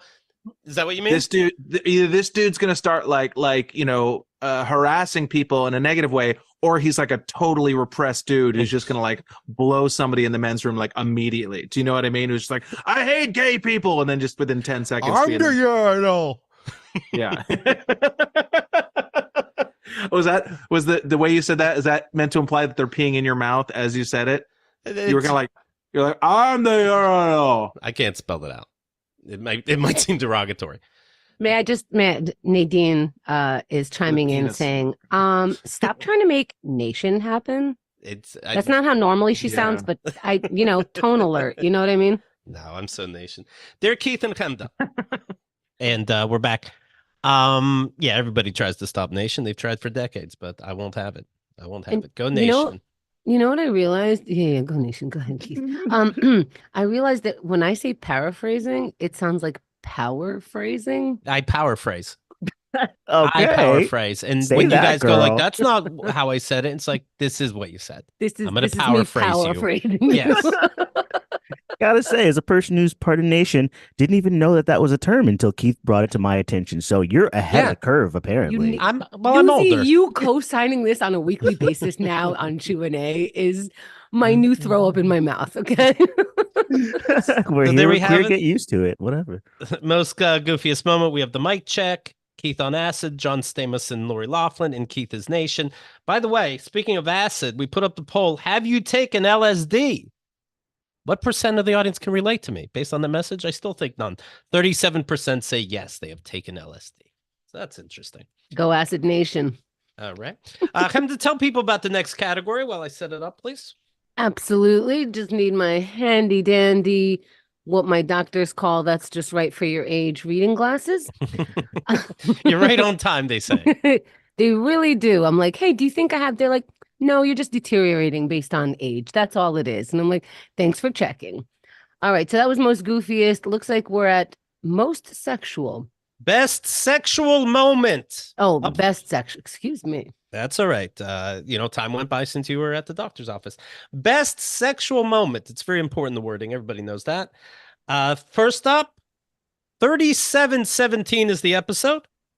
Aggressive politeness. It's the first time this guest was on. Brand new guest this year. Been on twice. Chris Turner. We would start talking about different things and then say, hey, you're an improv rapper. Dance. This is the penis bone improv rap. I'm soft on the inside and the outside, and that's because I have medically low bone density. That's genuinely true. I did a whole show about that in 2014. You're small boned. It's not small boned. Oi, no. Medically less dense than average bones. My bones are massive. I'm 6'2". You can't tell because I'm sat down, but I am actually quite tall. It's one of the main things people say to me after shows. They go, "You're taller than you look on a screen." I'm like, yeah, because the screen is 16 inches big. What's wrong with you? Of course you're 6'2". You're British Keith. Hello. How does it affect you? Like, can you help move a couch? I can, but I say I can't. Okay. So it's a weird thing. I had a bone scan when I was like 17, and they go, huh? Why? Because we all didn't. Yeah, because my mother is a physiotherapist, and she was like, hey, we're doing bone scans of teenage boys. You should volunteer for this because it's helpful. So I was like, okay. And then they went, we're going to run this again. No, it still looks wrong. My internal bone density is 5 times less dense than average, and my external bone density is 6 times greater than average. So my bones are really hard to break, but if they break, they will not heal. Wow. Like at all, or? Oh, they will take so long to heal. And that is why I am what is medically referred to as a coward. If there is a fight, I will run away. Because if you break my bone, I'm screwed. It's a year and a half of recovery. When you get like a hard-on, that's not really a bone, right? They say boner, but there's no bone, right? There is no bone there. Okay. No, Keith. Not to explain how erections work, but it is when the penile erectile tissue fills up with blood, which when you put it that way, that sounds disgusting. I think we got another rap. What, you want a little rap about how erections work? I want to hear about erections. There's not indeed a bone in there, even though I don't know where the term boner came from. Bone density, is it important that I'm 5 times more bone than you? And how does it affect your life? I'm coming in really aggressive on this one, I think. I think this is an aggressive beat. Yeah. Erectile function. Hope none of y'all are eating your luncheon. If you got some food that you're munching, don't worry, because the dick I'll be crunching. When it's soft, I attack it. Make it hard, never that flaccid. Increasing the size, turgid, not plasmalized. I need that. I want to see that so good. When I fill that cock up with the blood. Oh, that's my goal. I'm like a stripper when I'm spinning around there on the pole. Make it swole, make it whole. Yes, I sell my soul for anything when I want it harder. Make it like I'm raiding the larder. I'm like a Dodge Charger, like a Dodge Ram, Impala, like a Chevy, back to the dick. So many little things that I pick and I stick that in there and I move it out like a piston when I wiggle it about. But don't worry, all those listening at home, break it down to the density of those bones, inside like honeycomb. Take it to that scanner like, whoa, your bones are far less dense than they're meant to be. Make me so tense, I was sent to see that surgeon. He was there, right there like urging me to get another check. He says, Chris, what happens when you're erect? I say, yo, already covered that. So don't try and spin that track back. Not good with the blood in the dick. Penis, that's not a thing I would pick. But if I break my bones, they snap. Never heal back, so I don't want that. Steer away, it's a disaster. Don't put my bones in a cast of plaster. You can sign it, stay for a year. 365 days, that's my fear. If I break that, need a big rehab. Irritation to make my stance go straight again. I need the therapy. So many things that I could tell ye, but no need, no time anymore. So don't break my bones, leave them on the floor. Yeah. Beautiful. Did some East London ting on that for you. That was fantastic. Now, sometimes you don't look at us. You deliberately look away so that you're not focusing. I find your face repulsive, Keith. I don't blame you. Well, you're talking about boners and stuff. I know. I had to restrain myself. Do you, when you look at nothing, do you literally see the words? No, I don't. Okay. It's literally. I was looking here, which is just a blank wall. Right. It would be funny if I turned it and there was like a picture of Snoop Dogg or something there. It's like, I look at my inspiration. Yeah. Amazing. I like to picture, we're back. I like to picture he's talking with his wife, like having some fight, and he's silent, and she's like, find your words. I don't know what to say. Well, then rap something. Why aren't you communicating? I think it's great that you got him to like laugh in the middle of his rap a little bit. Like, I wonder how often he breaks, and if this was like a subject that he's just like, I never thought I'd be rapping about boners and stuff, but here we are. Right. Thank you. It's a gift. Thank you. Up next, best sexual moment. This is from episode 3749. The episode is Wanks with JP McDade and Sean Carter. JP McDade had to leave the first half of the show, and then we got personal with Sean Carter. This segment is called Wanks VR. And I realized something else that I think all directors should know, and it usually happens with only boring movies. I'm watching a movie instead of reading a book for a reason. Don't break it. Don't rate chapter 2 during a movie I'm watching. This has like 6 fucking chapters. You're not going back and forth in time or anything, so there's no point to the chapters. and it really just makes you count the time. Oh shit! They go chapter Yeah. 5, and I'm like, chapter 5. That's not even the epilogue. Chapter 5. I checked the time. We're at 2 hours 67 minutes. It's fucking ridiculous. Anyway, that's my 2 cents. You whack off a lot? What a follow-up question. Well, it was either that or football, Sean. To be honest, JP's gone. Let's get real. No, I whack it so often, and I masturbate so much, Sean, that when I go to type in YouTube, I type in "you porn" by accident. Way too many times, and just earlier I typed in "you porn." I go, oh no, I meant YouTube. And then I go YouTube. I go like, no, I meant you porn. Okay, I was right the first fucking time.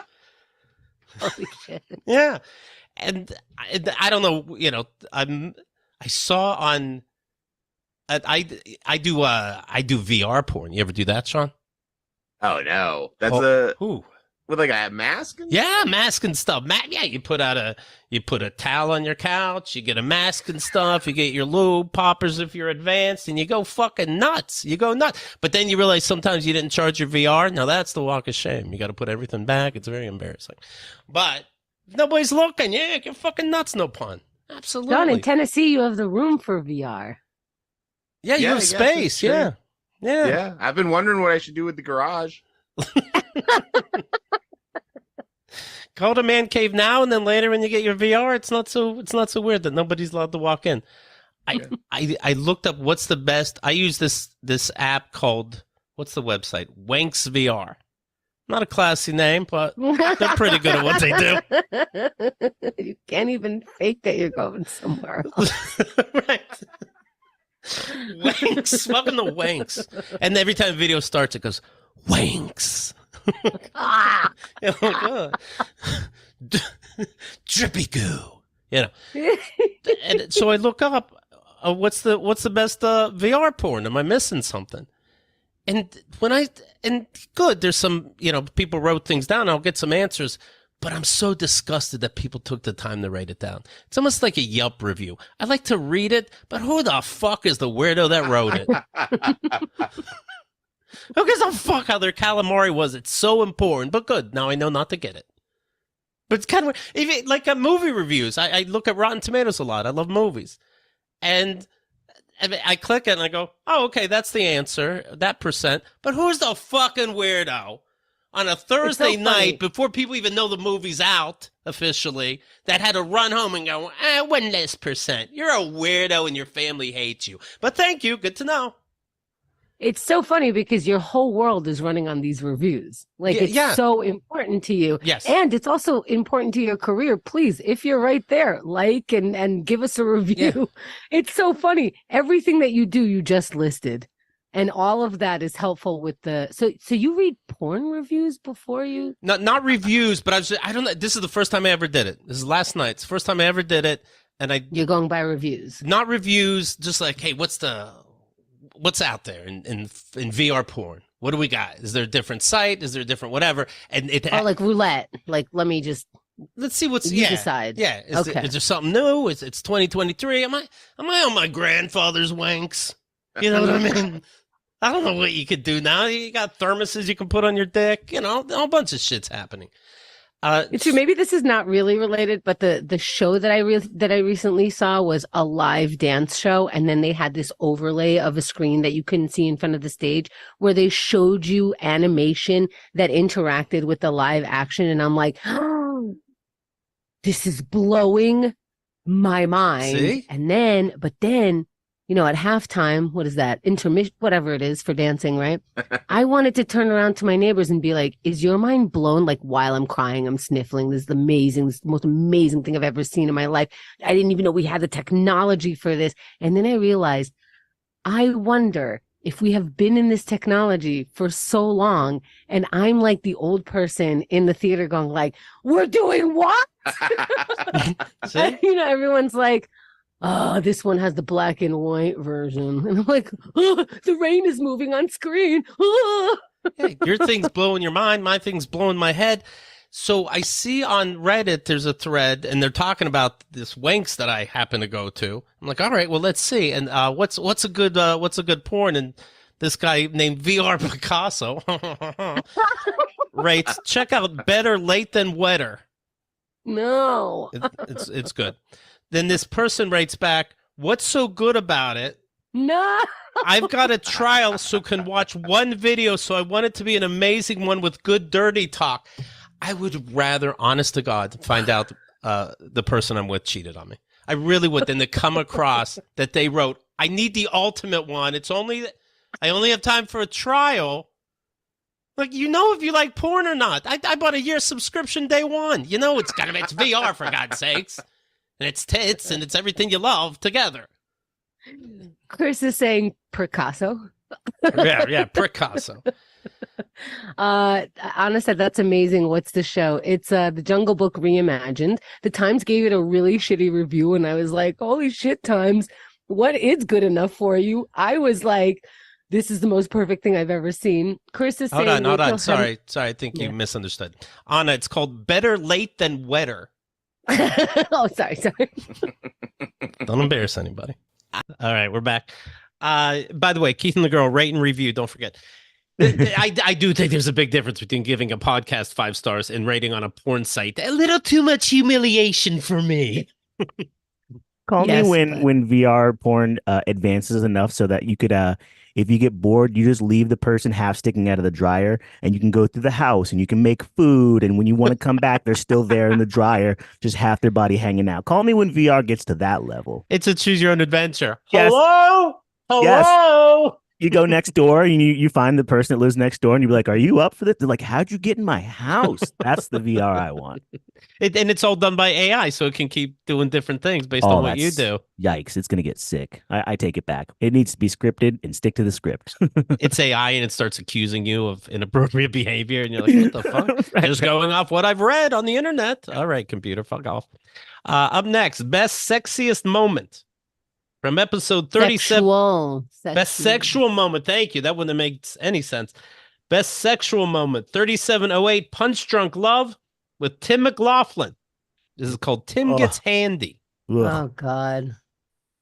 I have to picture myself in a kind of relationship that you guys have, and I don't know how you do it. Hey, bitch. Hey, fatso. Let's read the news. Does it ever creep into regular life? I mean, that's how we talk to each other in regular life, Okay. but I think the bitch and the fatso are said with such love and caring that I think we can understand that we both love each other. Do you who started with an attitude that says, hey, if you're going to be with me, I get to talk to you however the fuck I want? I think it's whatchamacallit, both of us. I don't know what's the word I'm looking for. It doesn't matter. Mutual? I'm so tired. Mutual. I think it was a mutual understanding that that's how we talk to each other. And then, of course, the cat gets all the actual love in the house. Right. Yeah. It doesn't. You know what? I love this because every time you and or Micah are on now, Keith at some point has to tell you how much it blows his mind that people can talk to each other that way. I couldn't do it. You can only do it with your close friends. You can't do it with a person that you're sleeping with, it seems. But you understand the breaking balls of like a non-romantic relationship. I get it, but you break balls, you're also breaking my dick. It's and when it comes time for sex, all that shit's in the back of my head. Yeah, I don't. Nothing sits with me. I don't care about anything. Okay, good. By the way, I like that as your tagline. Nothing sits with me. I mean, Micah messed up today and cracked the egg in between where the stove goes and where the counter is. And then I just sat there and laughed and called her a dumbass for like 45 seconds to a minute. It was a nice time. And now I have to, of course, move the stove so we can clean it after this. But how often do you have sex? Not very much. Well, there you go. We live like 100 feet from McDonald's, so I don't really get hard anymore. But it's I'm sure she'd like us to have sex more. But I work every day now, and I'm very tired. from not making any money at my 3 jobs. Is it true or a joke that when you have sex and you finish, you'll pull out of her, come in your hand? That is true. That is true. Come in your hand and then dump it in the sink or wherever. And I wash my hands in the sink. And I also say ew. So sex is definitely done when you're done. That's clear, right? Because you leave the room, it's kind of over, right? Yeah, I gotta go. Right. Is kind of we acting like that's not strange as fuck? It's not good. And is it a germaphobe thing? No, it's just I don't know, man. I don't like any. It's all weird. I mean, it's I don't know. I'm just not that into it. I don't really care that much, but I try to be good about it sometimes. But I'm not. It's just I don't know. I'm just a weird man. I don't know. You ask me how I feel about it. I don't know. I want to just take people's words. Like, he's not interested in sex. So what is sex going to look like? I guess it'll look like coming in your hand, I guess. Yeah, because because sex is intimacy and it's pleasure and it's curiosity about another person, something he just said he's not interested in doing. So Yeah, what comes in instead? Logic. Logically, if I come on the sheets, I'm going to have to remove the sheets and change them and whatever.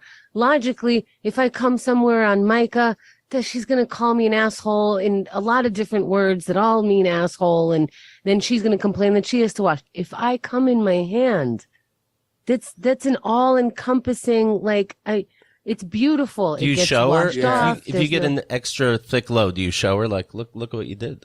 He says extra ill. Are you listening? No, I don't do that. Ryan this is a good way Ryan to start gets the it. show. He says that's one way to save money on paper towels. See, all of this, like, because none of that romance and pleasurable thing is coming through. all the Nothing good, logic because is coming nothing good through. is coming through. We can be logical. I follow. Yeah, it's like Spock. It's like when Spock nuts, he's just like, ew. Even Spock just said, "Leave me out of it." Like, Yeah. it's more like what's his name? The android, the AI one. Data. I don't. Data. Yeah. It's more like that. Steve. Yeah, plus it would go through Spock's fingers. We're back over here. Look at the poll that associated with this show. Tim's way of finishing. Your choices are handy or just play nuts. 17% said handy. And I got to tell you, you know how everybody says, man, didn't life used to be simpler? I think so, but that's when we didn't know what everybody was up to. But say that. Yeah, it was before the internet. How, as a well, he said he's not necessarily a germaphobe, but like, Right. Whatever. You can't examine everybody's brains. But just like, how do you get to making the gross stuff on your hand and then there's not a towel next to it?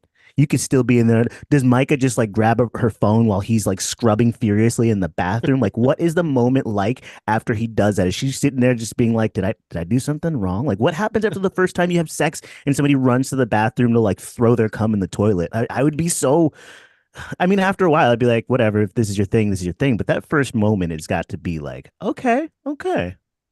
Well, we talked to her. Like, what happened the first time he did that? Also in this category from episode 3712 on the button with Micah Fox. This segment is called Micah Doesn't Mind.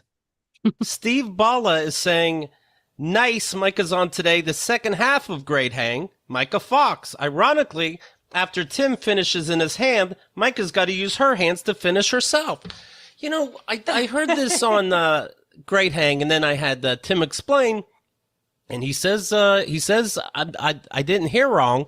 He will pull out of you, come in his hand. That's obviously the end of sex. Dump it in the bathroom. This is insane to me. And some people are telling me, what's so fucking crazy, Keith? They go, we do the pull out method in my house too. I'm like, is that what I go, what about you come in your hand? They go, no, that's the weird part. You think? Yeah. What's going on? I mean, it's a sign of respect. You know, why Why does it have to be batched onto me just because, you know, like he's outside of me. Now we're done. The transaction is over. You be responsible for your own and I never asked him to do that. This is Tim's thing, you know. But when it first happens, is it weird? Well, the first time he did it, are you like, oh yeah, in your hand, of course. Can't believe no other boyfriend did that, but that's a new thing. I think, yeah, I was like, well, where is it? You know, that like you better not like you faking it. Like, right. I promise I have it. Right. Yeah, I don't have any problem with it. It's not like I loved wiping cum off my stomach, you know, like that's just a potential for misadventure. You have I remember a while ago, and this is when you were dating someone else, and you had this joke where he's about to come, so he goes, "Where should I come?" And I don't want to fuck up the joke. It is so great. But where may I please have it on my tits? Please, may I have it in there? I was wondering if that came from Tim coming in his hand.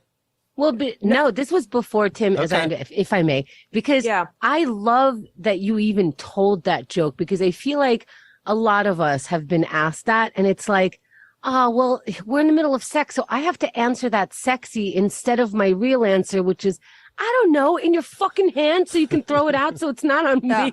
Like we've been asked that, and they take it like it's a sexy question. Yeah, like it's romantic. Yeah, and now I'm supposed to like stay in it with you because obviously you're in a place, and it would be great. You know, it would be great. My lower back. Yeah, you know, it would be great. Just fucking do it wherever you're gonna do it. That would be great. And you said something like the trash can is an option or something. I don't know. Trash can. Yeah. Yeah. And I will bring it right to you. You know, you can I'll bring the like trash that can is over. Right. That's a service I'll provide. We can save that jizz a 9-month trip. But there's we're back. So if one of your favorite stories in this category of best sexual moment, if you like the Tim and Micah story, it's tough because you got to pick who tells the story better. There could be contention in that family between Fatso and the bitch. So it's very exciting to see what's going on. Make sure you vote. KeithandTheGirl.com/forums. Okay. It's gonna be so easy for you to find a co-host. Final selection in best sexual moment. From episode 3732, Awkward Sex and the City. Natalie Wall, brand new guest. This is Mutual Masturbation. But you do fun things. You masturbate with each other, right? Yes, we haven't in a long time. Because it's like, I talked about this in the last podcast. It's very, very intimate. It's probably one of the most intimate things I've ever done is like mutual masturbation. Is it weird? Like, does he ever go like, hey, let's have sex? And you go, yeah. You know what would be cool though? This moment, we just masturbate together instead. Could that hurt feelings? I mean, with you specifically, does it? No, because sometimes that's how to get over the edge, right? To like climax. Like I'm not always going to orgasm with like a dick inside of me, you know? Sometimes I need masturbation. Sometimes I need like vibrators, tools, and we're both very okay with that. And if you're with someone that is not okay with that, which however, like is the best way for you to get off, that is a major red flag. Like if they're not cool with it. Anybody say something to you? Like it kind of bothers me that you use a drill. Definitely in the past. I can't like think of like specific moments, but I've definitely had exes in the past that like weren't okay with like vibrators or weren't okay with masturbation or stuff like that, which is sad because it's like what a great way to start off a good day. Sure. Like I used to if in the morning. If vibrators got you people off, there would be no podcast. There would be no. Does that mean men? You mean? Whatever version of why whoever's so confused about why every once in a while you want to throw this thing in. I don't know. Put it somewhere. Put it on your balls. Put it on your clit. Put it on somewhere and go. I don't want to know one more way that masturbation is great. Yeah, you're right. I wouldn't get anything done. It's fine the way it is. People are like, if you weren't circumcised, you'd have more feeling down there? Then I'd be coming in my pants right now. Okay, this is best what they did. That's a big one for us. Like we want to have one kid, fingers crossed, whatever happens. And we were like, if we have a boy, like, do we circumcise? Like, cause you're like, oh, that's not fair to them. Like they don't get the choice, but also if they wanted to when they're older, the surgery is painful, but like also there could maybe be more infection, or is that a lie? Like we were like, we don't know. Like that one, I'm kind of hoping for a girl so we don't have to even think about that, you know? You're not gonna like cut the lips off for safety? Wait. Okay. No, I was like, wait, good. is this the boy? Are we calling that the lips? I'm so progressive. I call everything lips. I do remember my mom. My mom said that she did give me the sex talk, and I'm like, "There's no fucking way," because that's something you don't forget. So you did it like when I was 2 or 3, and that was your little out. And I remember being a teenager, and my dad tried, and he, you know, nobody wants that talk, even if you want information. And he goes, if you want, like, you know, my mom made him say something. Not that anything was going on with a girlfriend or anything, but you know, he was told he has to. And he goes, if you have any questions about sex, just ask me honestly and sincerely, and I'll answer anything. And I go, okay, how exactly do you get a penis into a vagina? Because there's got to be something to it, right? And he goes, you are not asking honestly and sincerely. Go to bed. I'm like, okay. All right. No one wants to answer your questions, Keith. That's so fair. But they Like, bring it up. Yeah, I didn't that's knock on the very- door. Let's talk sex, Dad. You brought it up. I'm telling you. I'm the weirdo. We're doing this for 2 decades. Nobody wants to answer my questions.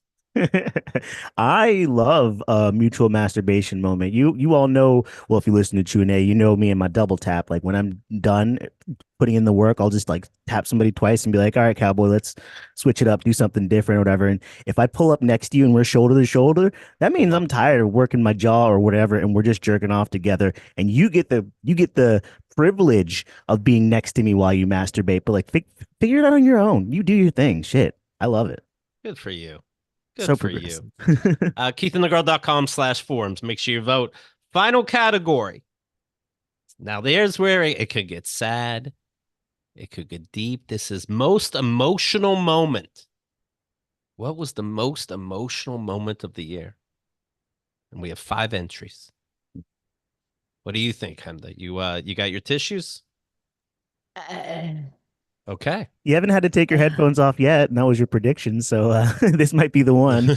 Okay. All right. Let's see. Yeah. If anything, maybe this would be the one. All right. Here we go. Here we go. I'm ready. Okay. Here we go. Most emotional moment. Up first. Let's see here. This is. Oh, did I not save one of these? That'll be a bummer. All right. This is. Let's start with 3677. Old Cooter Catcher. With Allie Clayton revisiting the breakup. We had on Melody Kamali, her ex, on the show. And then later, a separate time, this is Allie Clayton. When Melody says, hey, maybe we can work this out, our relationship, I just also need to see other people. And you said, I'm a grown adult. No. By the way, you can't ask that later in a relationship, right? Could that ever happen? It was understood you're single, and then somebody says, hey, just ask. Not single. What's that? It was understood you're monogamous. You're saying? Monogamous. And then somebody brings it up. Like that, if they're not into it, that changes things forever. Yeah, I mean, whenever it would be brought up, it would just kind of crush me. I just have a lot of abandonment stuff, and it would just trigger it every single time. Like from the beginning, I always said it was never something I would be able to do. I would never be able to have a threesome. Like it's just, I have zero interest. Like I think about it and I just want to cry more than like, I'm like, oh, I can't. Right. What's the abandonment issues? Parents? Yeah, I mean, I think a lot of it comes from having alcoholic parents. Right. From,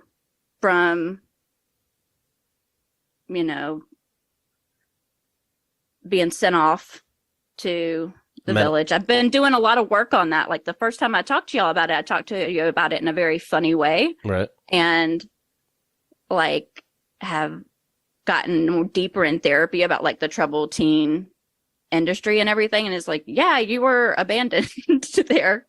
Right. So it's understandable that whenever someone leaves, even if it's like just during a fight, that I just break down. Is it frustrating talking to people about it like me, where I'm like, God, I wish I was abandoned. I learned that latchkey kid wasn't a disease. It meant your parents weren't home. Oh my God, what a blessing that would have been. Well, I'm talking more like you probably don't feel very taken care of if you're 8 putting your drunk mom into the bed. Right. Say something issues, about but they're that, still Kate. there. No, you're right. Show's over. Goodbye. 18 years. I knew somebody would make me feel bad. Goodbye. Bad Beef says, so that's why I'm afraid of three-ways. Right.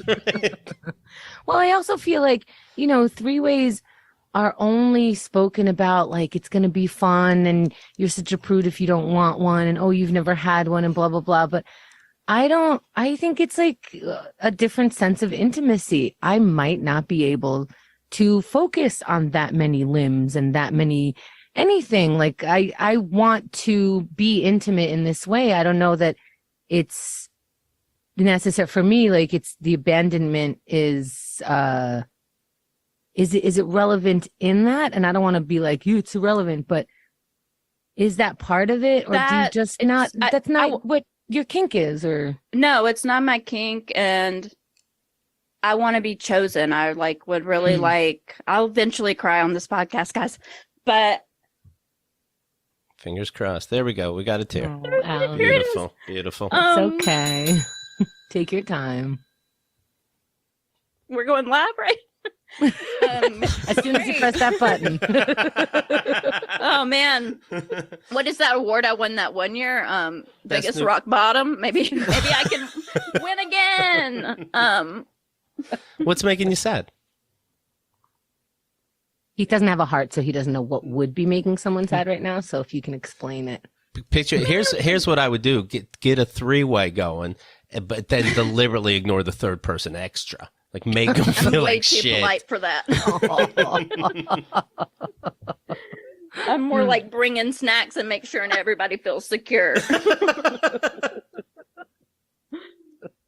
Everybody hydrated? Because I'm getting dehydrated over here, right? Yeah. Is it that you're pulling up the past and sort of needing to go through it, you're kind of feeling the feelings of the past that you haven't been allowed? Is that what the crying is coming from now, or the? Oh, I cry like a lot. Yeah. I picture Melody watching and being like, "Well, she just cried. She won. Fuck." And no, I mean, I heard her when she came on y'all's podcast, and Did she say anything out of line? No. Okay. Did it hurt? That episode hurt? It did. I'm sorry. Is it? We just talked about fucking people, and she's welcome to do whatever she wants to do. I just know that she knew I would see that, and it just felt really cruel. Well, can I ask you why you did see it? Well, Because she did mention that you will have access to see it, but that it seems you're both choosing not to because you both understand that the other one does have a right to do it, and that to keep yourself safe, you would stay away from it. Is there a reason why you listened to it? Because I'm human. Yeah, okay. I didn't listen to the whole thing. At this point, I've unfriended her. We're not friends anymore on there, and I just think that's just best. Sure. It just hurts too much. When my mom, yep. We're back. I was looking at one of the polls that said, would you have listened to the podcast if you were in Allie's shoes? I know I would have. I wouldn't be able to help myself. I did see messages from somebody I used to date in the past a while ago. That was clear that they were cheating on me. I had to keep reading. I have to know all this stuff, even if it hurts me. Would you have listened to the podcast if you were in Allie's shoes? 70% of the audience said yes. I wouldn't. Not surprised. I wouldn't, and I think I've proven I wouldn't. Right. Like even the podcast that my ex made to put on our network, I'm like, well, if I want to put it on the network, I have to listen to it. But if that's not what I would be doing, I would just skip the whole thing. What could you say?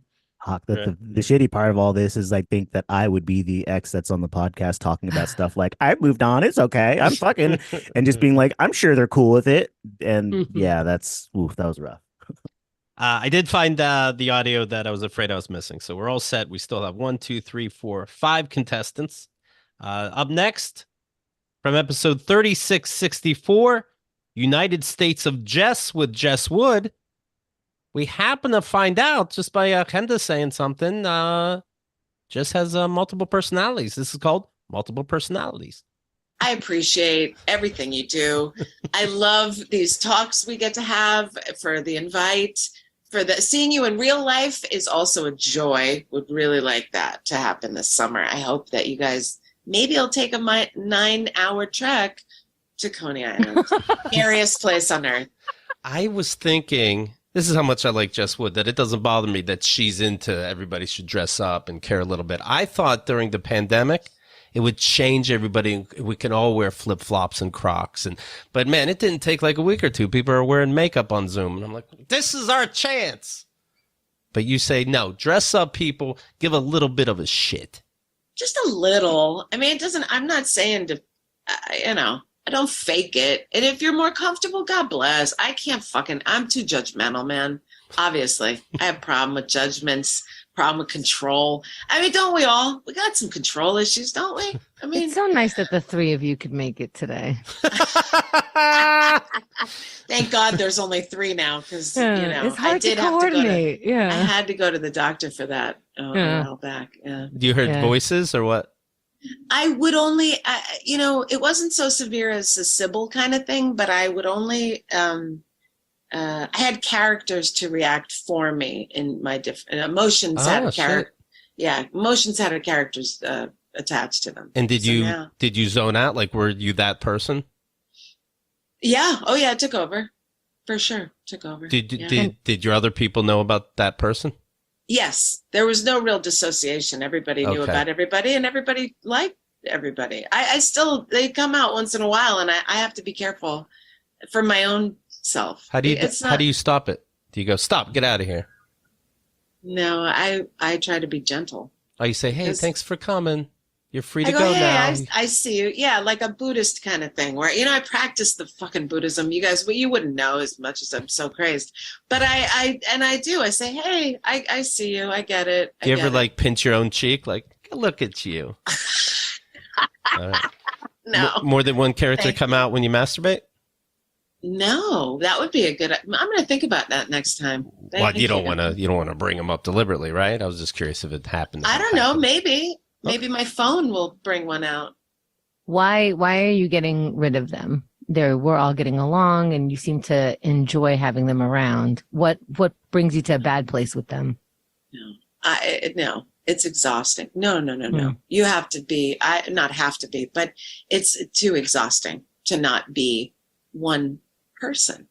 Okay. Did one person ever text somebody and then your other person has to correct it? Is one person bad at grammar and the other person's a grammar Nazi? No, everyone is really very smart. well. They talk sexy, smart. They're very hot. They're not. No, there's not. It's not. I don't have that anymore. No, you guys. No, don't bring it back. No, I don't do that anymore. It's. Can you watch movies about it, or is it too fucked up? Yeah. Oh yeah. No, I can go to bars. I don't drink. I can go to bars. I don't have multiple personality anymore, but I can watch movies about it. Sure. Okay. And are you on any medication for it? No. So you're doing, I think, is it called holistic when it's not medicated in the Western world?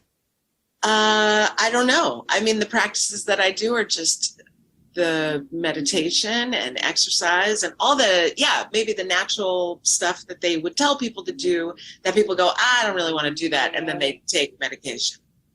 This seems to be working for me. No drugs. I can't do drugs anymore. I can't drink anymore. I can't, even the weed, I'm less and less all the time.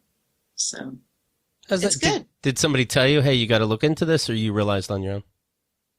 I was, doing heroin a lot. And then I went to a therapist and she realized that was what was happening. I had just self-medicated my whole life. Right. So she caught it. Well, I just thought I was funny. Did the heroin bring out more people or make them louder or did they make them quiet?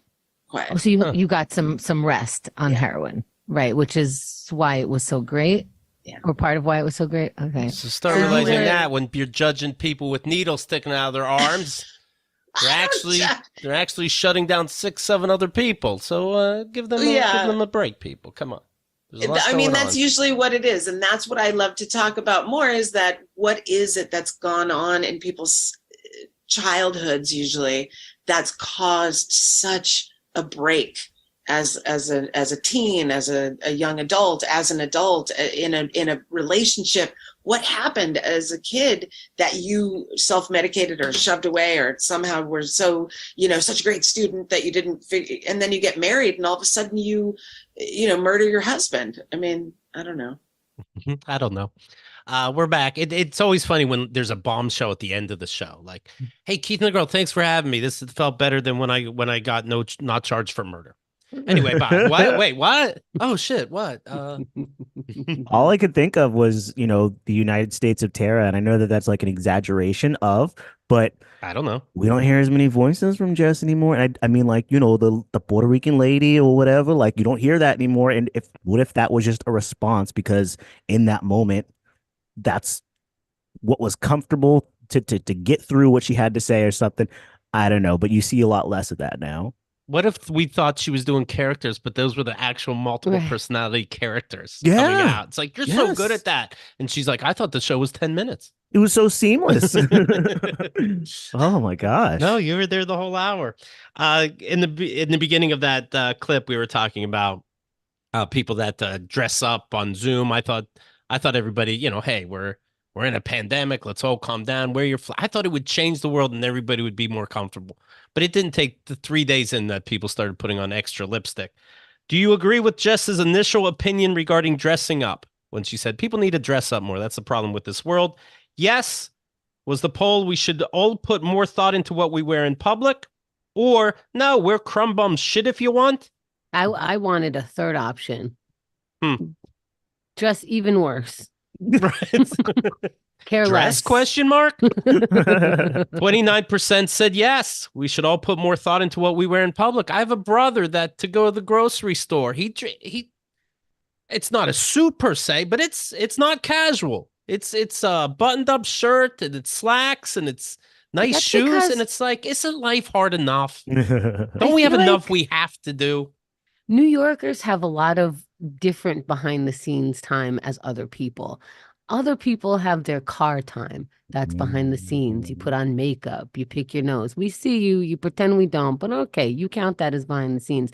We count going to the bodega behind the scenes. We wearing pajamas Right. there. We count being on the train as behind the scenes. Until you see us at the location where we're supposed to be, the streets are our behind the scenes. So it like I think it varies from not only from person to person, but from city to suburb and rural, Behind the scenes is just different everywhere. Yeah, I see somebody sees me outside and they go, Keith, and I go, what? Are we inside? Yeah. No way. Every time I visit New York, coming from Pittsburgh, I look around on the train and I'm just like, everyone is not like necessarily dressed up, but everyone's put together. Everyone who has the wherewithal, whatever, because this is your mode of travel, so you can't be a schlub in the car and bring your thing. And I don't know. Whenever I look around in New York, I'm just like, I'm the schlub. I'm the one that's dressed down. It's very interesting. But no, whatever makes you comfortable. I don't know. You know what New York City smells like? This is our bathroom outside. All right, I'm seeing more and more people pee outside in New York. Hey, what? Honestly, like in the last year, I've seen so many dicks. Half of them were peeing. The other half was worse, believe me. In the Philippines, they at least accounted for it. You would every once in a while see what almost looked like a trash can with an entrance to it, and it literally is like even your top half is exposed, but it's literally just a place where you can go and pee into this thing so nobody has to see your dick. They know people are going to be peeing outside, so they're like, here, just step into this little half trash can thing and do it. And the first time I saw it, I was like, gross, and then afterwards I was like, well, this kind of makes sense. Yeah, I like that. Just know that it's going to happen. I don't know. Try to I account just hope for it. like the people who are like, look me in the eye are not going to ruin it for to everybody, like They just stay in there all day and wait for people to walk by. Yeah, exactly. Okay, no, scrap that idea. Up next, most emotional moments from episode 3723. Ohana, that's Hawaiian for family. Ohana with Josh Accardo. Josh remembers his grandma. When my mom passed away and they went to the funeral, I'm just pacing this Airbnb. And my mom loved the game Solitaire. So for the first time that I can remember, I'm playing Solitaire. And, it only took like 2 minutes where I'm like, Sorry, Mom, this is the dumbest fucking game ever made. But I did. Like, I either have, right away I won or I didn't. It doesn't have anything to do with anything. You think my mom would give me some good cards, but she thought it was funny to hide them, I suppose. And then I left, and then I would look back at the table. I'm like, it'd be funny if my mom finished the game. But, you know, she didn't.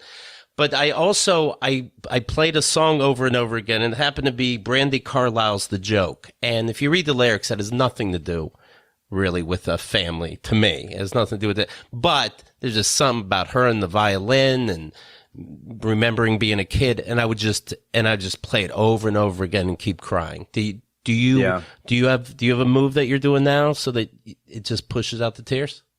So this is the thing I've been struggling with is I had a little bit of a breakdown right after I spoke with you guys that I had to hold on to till I got home because I really wanted to get into it. It is, I mean, I want to cry. It does make it 100 times better to get through after I get it out. Right now, what I will say publicly here is that I keep going back to this this memory when I was a kid. She would take me to school and pick me up, and we were really broke. And she had this Ford Taurus. It was like an '88 Ford Taurus. And this thing would beat to shit. It just had, the doors were all fucked up. We didn't take care of our stuff either. It was kind of like, you know, Hawaiian people don't really take care of their shit. Like the house was kind of junky, just like that's kind of the cultural thing, unfortunately. And I was embarrassed to be taken to school. I was probably 10 or 11, and I would duck down and get out of the car every day, you know, so no one would see me and make fun of me, because some kids made fun of me. I was like trying to hide it. And then when she'd pick me up, I'm like, can you just go down the street so I could run to the car? And one day, an aunt said, you know, when you do that, I think it hurts grandma's feelings. And I remember looking at her, and I asked her, like, do I hurt your feelings when I do that? And she tried to protect me and not say anything. And now, like, that is what I think about. And it really fucks with me a little bit, because I don't have any regrets. I really showed this person how much they meant to me. There was never a moment where I was like, man, I could do without you. I was always there. But it's funny how, like, that is the lasting thing that keeps coming to me, is like that one time where I think I might have, like, hurt her. Do you think that she is proud of you? Yeah. I mean, she came to a lot of shows. She got to see a lot of my life. I'm really lucky. You know, I'm 42. So she got to be around for literally everything. She even flew out to my wedding in Rome. The fake wedding. The real one was in New York. Yes. The one where I had you sign romantic paperwork, that was in New York. I want people to know. Yeah. At a Patsy Pizzeria. Yeah, that's right. Damn right. That's how we did it. But yeah, no, yeah, that one gets me. Like that, like just now I was telling that story kind of got me a little bit, just because, you know, it reminds me of a whole lot of shit that was about to happen. Do you look the car up online, find the right color, and just ball? I'm going to look. I bet that car is somewhere in the neighborhood. I bet that car ended up in some shitty lot in my little shitty neighborhood, and now some guy I know is driving it. I thought someone said, like, hey, you're hurting your grandma's feelings. And you were like, Grandma, your feelings? I thought those go away, like, after you turn 18. Gross. What else do I got to deal with? Oh, my God. Well, my grandma doesn't like that I'm embarrassed by her. Poor grandma and her shitty car. Wah. Meanwhile, ironically, my dad worked, one of his million jobs before he was let go every 2 weeks. He sold hearses. So because he had a hearse, he drove us to school in a hearse. Yeah, that was a little embarrassing. I feel like your dad was purposely fucking you. Right? It's like the worst bits ever, and no one's in on it but him. It's like, he's like the Bizarro Keith, like the immoral Bizarro bit that never go anywhere. Like it's like him getting the hearse is like when Keith buys Simpsons.com. It's just like Keith does something for a bit, the dad does something for his own entertainment, which ruins everybody's day, which says a lot. It's a bit, but only he gets it. Right. That's a good point. What if somehow Keith is inconsolable when his dad dies? He's just like, he warned me his whole life. He said, you're going to be crying at my funeral like a threat. Right. And what if it happens? You just sit in your apartment for like a whole day and you're just like, okay, fuck. This is really happening. I don't know. Yeah, thing is, it'll never happen. That's the Okay, that's great, the whole great. fucking thing about it. Yeah, he's not going nowhere soon. Believe me. Most emotional moment up next from episode 3742, an all new Keith and the Girl with Craig Klein. This is Keith sincerely apologizes. Welcome to Keith and the Girl. I'm Keith Malley. I'm Chemda. Craig Klein. Hello, Craig. Hello, hello, hello. It makes me nervous when you take off one headphone when we just started. Everything good? We have a connection because it's going to get deep today. Yeah, it's great. It's great. Right. I feel great. Do you feel good? I feel good. Is it okay if I reference you as simply Craig because of today's climate? I don't want to ruffle feathers. No, I'd prefer that you did that, actually. Yeah, Thank you. Yeah. Let me say this. Of course, I said this multiple times to Craig in private. Of course, I've said it on the air publicly without Craig being here. But while you're here, let me mesh the two. I was a real asshole the day that I was mad at you, and the next day I had to complain on the air. Over 2 decades of knowing you, I don't know why I had to blow up so fast, and I'd like to sincerely apologize again. Verklempt. Yes? I'm verklempt. I'd rather you didn't use that word in today's climate. Fair. But let me walk that back and just say that I don't even know what to say. You don't have to say You have the anything. capacity. It's Thank not you. a trick Love you. apology, and you were very generous, and I appreciate it. And I He think doesn't have AIDS now if he accepts it. right. It's right. Would you rather $1 million or lick a bus tire? I'm like, I think the tire for some reason. Well, I'll tell you this, Rankin is really excited to see Craig because he believes we're going to talk about space today since he's here. The latest. Let's do it. I do think it's Adam Brown that got us together because we have him to mutually hate. And so I'd like to thank that. And Harry, my buddy Craig. Wow. After the big blow up, the Craig gate, if you will, and between then and now, Keith came up as queer adjacent, and Pizza is saying, "Thank you. Queer Keith is so sensitive." Mm-hmm. Yeah. Feelings go with being queer, it seems. Yeah, I guess that's how we makes know you're not sense. queer, because that makes sense to you. I was at like a gay pride parade. I'm like, look at all these feelings. Yep. Nailed it. We're back. By the way, as part of the apology, I let Craig explain black holes to me for a good 23 minutes. You know what's going to be funny? If I win an award for apologizing. I just love that we've had awards for how many years? Over a decade. How many hours? And we're on like almost episode 4,000, but there are at least 1,000 episodes behind the VIP. And this is the first time that you have sincerely apologized. It's so big it made the cat guns. No. Didn't he apologize after his alcoholism or coming out as an alcoholic? He apologized to you over the years of like making you feel like you might have been like gaslit or something. I feel like that was an apology. And here's the Or am I thing. giving too Hemda much had- credit. No, there's at least one a decade. But Hemda's saying it with a tone like, look at you. I'm like, yeah, I only needed 2 apologies. I'm a pretty good guy to know. Oh, how did you Pretty just make good it guy to know. worse? How did you make it worse? How? All right, here's the final entry in most emotional moment. Also from episode 3742, an all new Keith and the Girl. This is the news. Hemda is leaving Keith and the Girl at the end of, in March, the end of our year anniversary. That's the big news. But Keith and the Girl will continue, right? Keith and the Girl will continue. We'll talk today about, what are the plans? Spoiler, none. Do I do it by myself? Do I do it with like I said in that Kickstarter video, a not man person? I don't want to necessarily be talking to myself, but somebody in the chat said, what's your last night? Who's on your short list for a co-host? Honestly, nobody. Honestly, I couldn't even think about it right now. Like maybe something will come up during this hour, but nothing. There's no. It would be weird if I immediately had Henda's giving me the news, and I'll tell you how she gave it to me. But she's giving me the news, and I start taking out a pen and paper. Oh no, keep going. I follow, and I start writing down names. So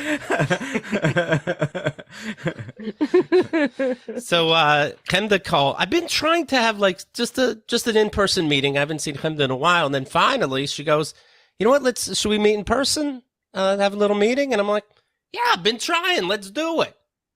Then I realized she doesn't want to do it in a restaurant because she doesn't want to ruin that restaurant for me. You know what I mean? Like when somebody dumps you at your favorite restaurant, and you're like, "Well, this is fucking ruined."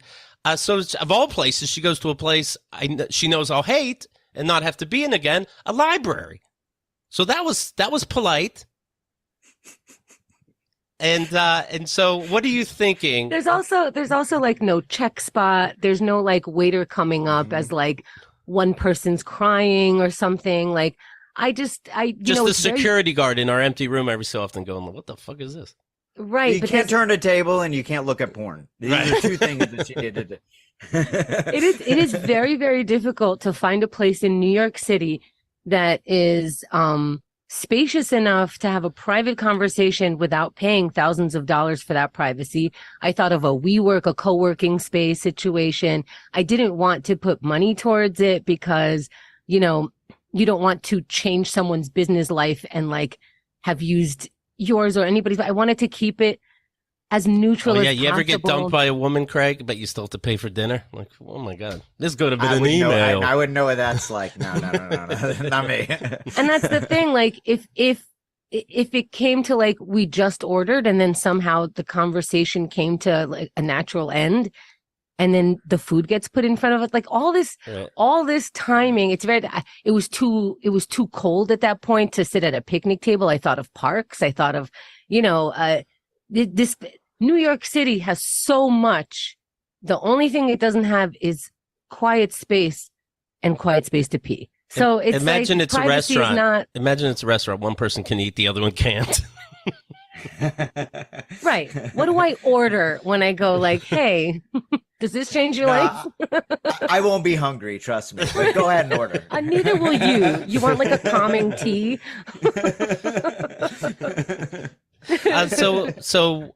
Let's explain how it went and kind of how did it go? What was your plan? Were you like, I'm going to tell him over the phone? Well, obviously, I'm not going to tell him over the phone, so I got to play dumb. I remember when makes me think of when Kat wanted to file divorce papers, and we're already separated, but she goes, "Hey, let's meet and let's have lunch. I'll bring your license." I have to say, I knew you would reference that. And I thought maybe you would reference when you got fired at Applebee's because you had to come all the way from Queens to Brooklyn to possibly work at a job that you were only making $35 a shift, but still took the train. But then they fired you, and you're like, "Dude, just call me next time." So I'm like, yes, I gave my friends extra wine. Goodbye. Do you want me to cry in front of you? I'm fired. You're a corporation. Exactly. So I just pictured the episode being titled, "Just Call Me Next Time." I thought about telling you on the show, but I thought that's, not, that's not professional. Up. Yeah, right. But we speak very well on the show. And I thought of, well, also like there'd be way, I mean, we're good at this and that's the point, but it'd be rude because you'd be making me talk as opposed to in real life. Okay, Kenda knows. Okay, I'll let him take it in. And then Kenda says at one point, by the way, like, do you want to go for a walk or something? I'm like, with you? Like, what are these questions? Like, or by yourself? I'm like, for what? What? Do you want to skateboard for a little bit and then come back? Well, I'm here. I don't know. Give me 10 seconds. Well, Keith doesn't understand the I don't know, the patience, I guess it takes, and I don't mean that in a bad way, the mental capacity to sit there while someone stares at you. It's like, you won't really get me staring at you. I'll probably process as I'm talking, but also I had so much time to process that I knew that it is very possible that you weren't listening to any word that I said after I dropped the news. So I was ready for that. I was ready for you not to remember anything I said after. I wasn't sure if to get into anything serious after. And so I waited. I asked you to continue as I remember. But I'm also swimming in my head, Well, Kenda's so caring that it's confusing me. Like, all right, do you want to talk about other business stuff now? And I'm like, paperwork? And she's like, no, like, the upcoming, the album, the Dead Emails book. And I'm like, yeah. And then she goes, yeah? And I'm like, did I just get that wrong too? No. What the fuck? I said yes. Really? What? That's what was going on in my head. Okay. Well, I was double checking, you Right. know, and I guess that's very redundant. And we do that when we're trying to really figure out, or at least I am. I'm like, are you just being polite here? Because polite Keith is difficult to navigate because I have to stop myself from guessing. You know, I just have to like also pause with you. So I don't know how much I paused. When you said you wanted to go into other things, I kind of started talking about it and then I dropped it. And then I noticed you were staring. So I think I gave you the option to maybe pick this up another time. I know it was a Friday and I left my Sunday open so you can take time to process and then we can have the conversation again from start or from wherever you want to go, you know? After, and we'll go back to the actual conversation, but after I left, it was raining. It was so it was like, really, rain? Okay, we get it. It's a dramatic day. We got it. Yeah, I'm with an umbrella in the rain. I'm like, this meeting's going to be worth it, you know? And then when I walk in, the way the place is, like, I can't see her. She's around the corner, but it really echoes on this floor. And kind of just assumed it was me based on the timing. And it's like, is that you? And I can hear her from far away. So on the way out, I happened to pass a woman. Her back was to me. She didn't really hear me on her computer, but I go, "Hey, you want to be in a podcast?" And I knew Henda heard it. Then I look around. I didn't. Oh, you didn't? Because I looked around the corner and I saw you pacing. Tell me you were crying. Come on. Of course. Yes. All right. Crying, sobbing. All right. I love it. He figured out how to win that conversation. we knew we would get there, right? Yeah. Don't worry about it. He did the mental math. Now, technically, I just made $6,000. I don't know. I took back something to Amazon. I got $100 to spend now. So Henda explained she hates comedy and laughing, and that she wants to focus more on OMAD and This self-help. hurts. Look, you just missed no. Smiling hurts, right? There you have it. Good luck, Allie. At first, I was like, "Oh, Allie got this in the bag," and I completely forgot about this moment. I'm like, "Oh yeah, oh yeah." The poll was: have you switched careers as an adult? 57% say yes. So over half our audience gets it. I love that question. I freaking love that question. I feel like I'm in the process kind of doing that, you know, giving up weed so I can try to get into carpentry and construction or whatever is the first real step I've taken towards like a career shift, you know. I don't even know what I want to do with it, but I know that this feels like an option that I should pursue, so I'm going to pursue it. I love that. I feel like I thought you already had changed a couple of careers because when we first met, you were a photographer. And then I guess that just falls into the general, like, I'm an artist, you know? That's what that you is. take that tone with us. Okay. I'm All a right. funny person. I take pictures. Yeah. All right, keithandthegirl.com/forums. Most ridiculous moment, best rant, most goofiest moment, completely different than ridiculous, best sexual moment, and most emotional moment. It's all right there. You're also going to see in different sections, and we know how to figure it out, so don't worry too much if how the voting looks. You know, we know what we're doing. But you'll see you can vote for the best new guests. They include, quick rundown, so many: Ian Lockwood, Corey Tyndall, Sean Carter, Neil Rubenstein, Chuck Nice, Natalie Wall, Joe Quazala, Liam Nelson, Stephen Allen, Django Gold, Chris Turner, Caitlin Cook, Shannon D, Gaster Almonte, Dave Merhej. How many days were in this year? Felicia Gillespie, Dave Stone, Jeffrey Asmus, Adam Ferrara, Kyle Kinane, Bobby Condon, Jason Salmon, Jess Solomon, Adam Mamawala, Megan Hanley. Oh my God, 25 new guests last year. I think we had more new guests than most podcasts have episodes in 1 year. That's true. That's true. That's true. So we talk too much. I'm out. What about worst new guest? Name names. Go. For that, you listened to last week on Keith and the Girl. That's right. Speaking of VIP, keithandthegirl.com/VIP. See the VIP program that we've been talking about. Newsy, for example, does a great job going in the past throughout the years of whatever date we happen to be recording. And it's a real hoot. In fact, I'm seeing some people mention some of the greatest moments in these VIP shows. This person says during last week, episode 223, it looks like Keith mooned everybody. I love that. That's what I'm guessing from the audio clues anyway, they write.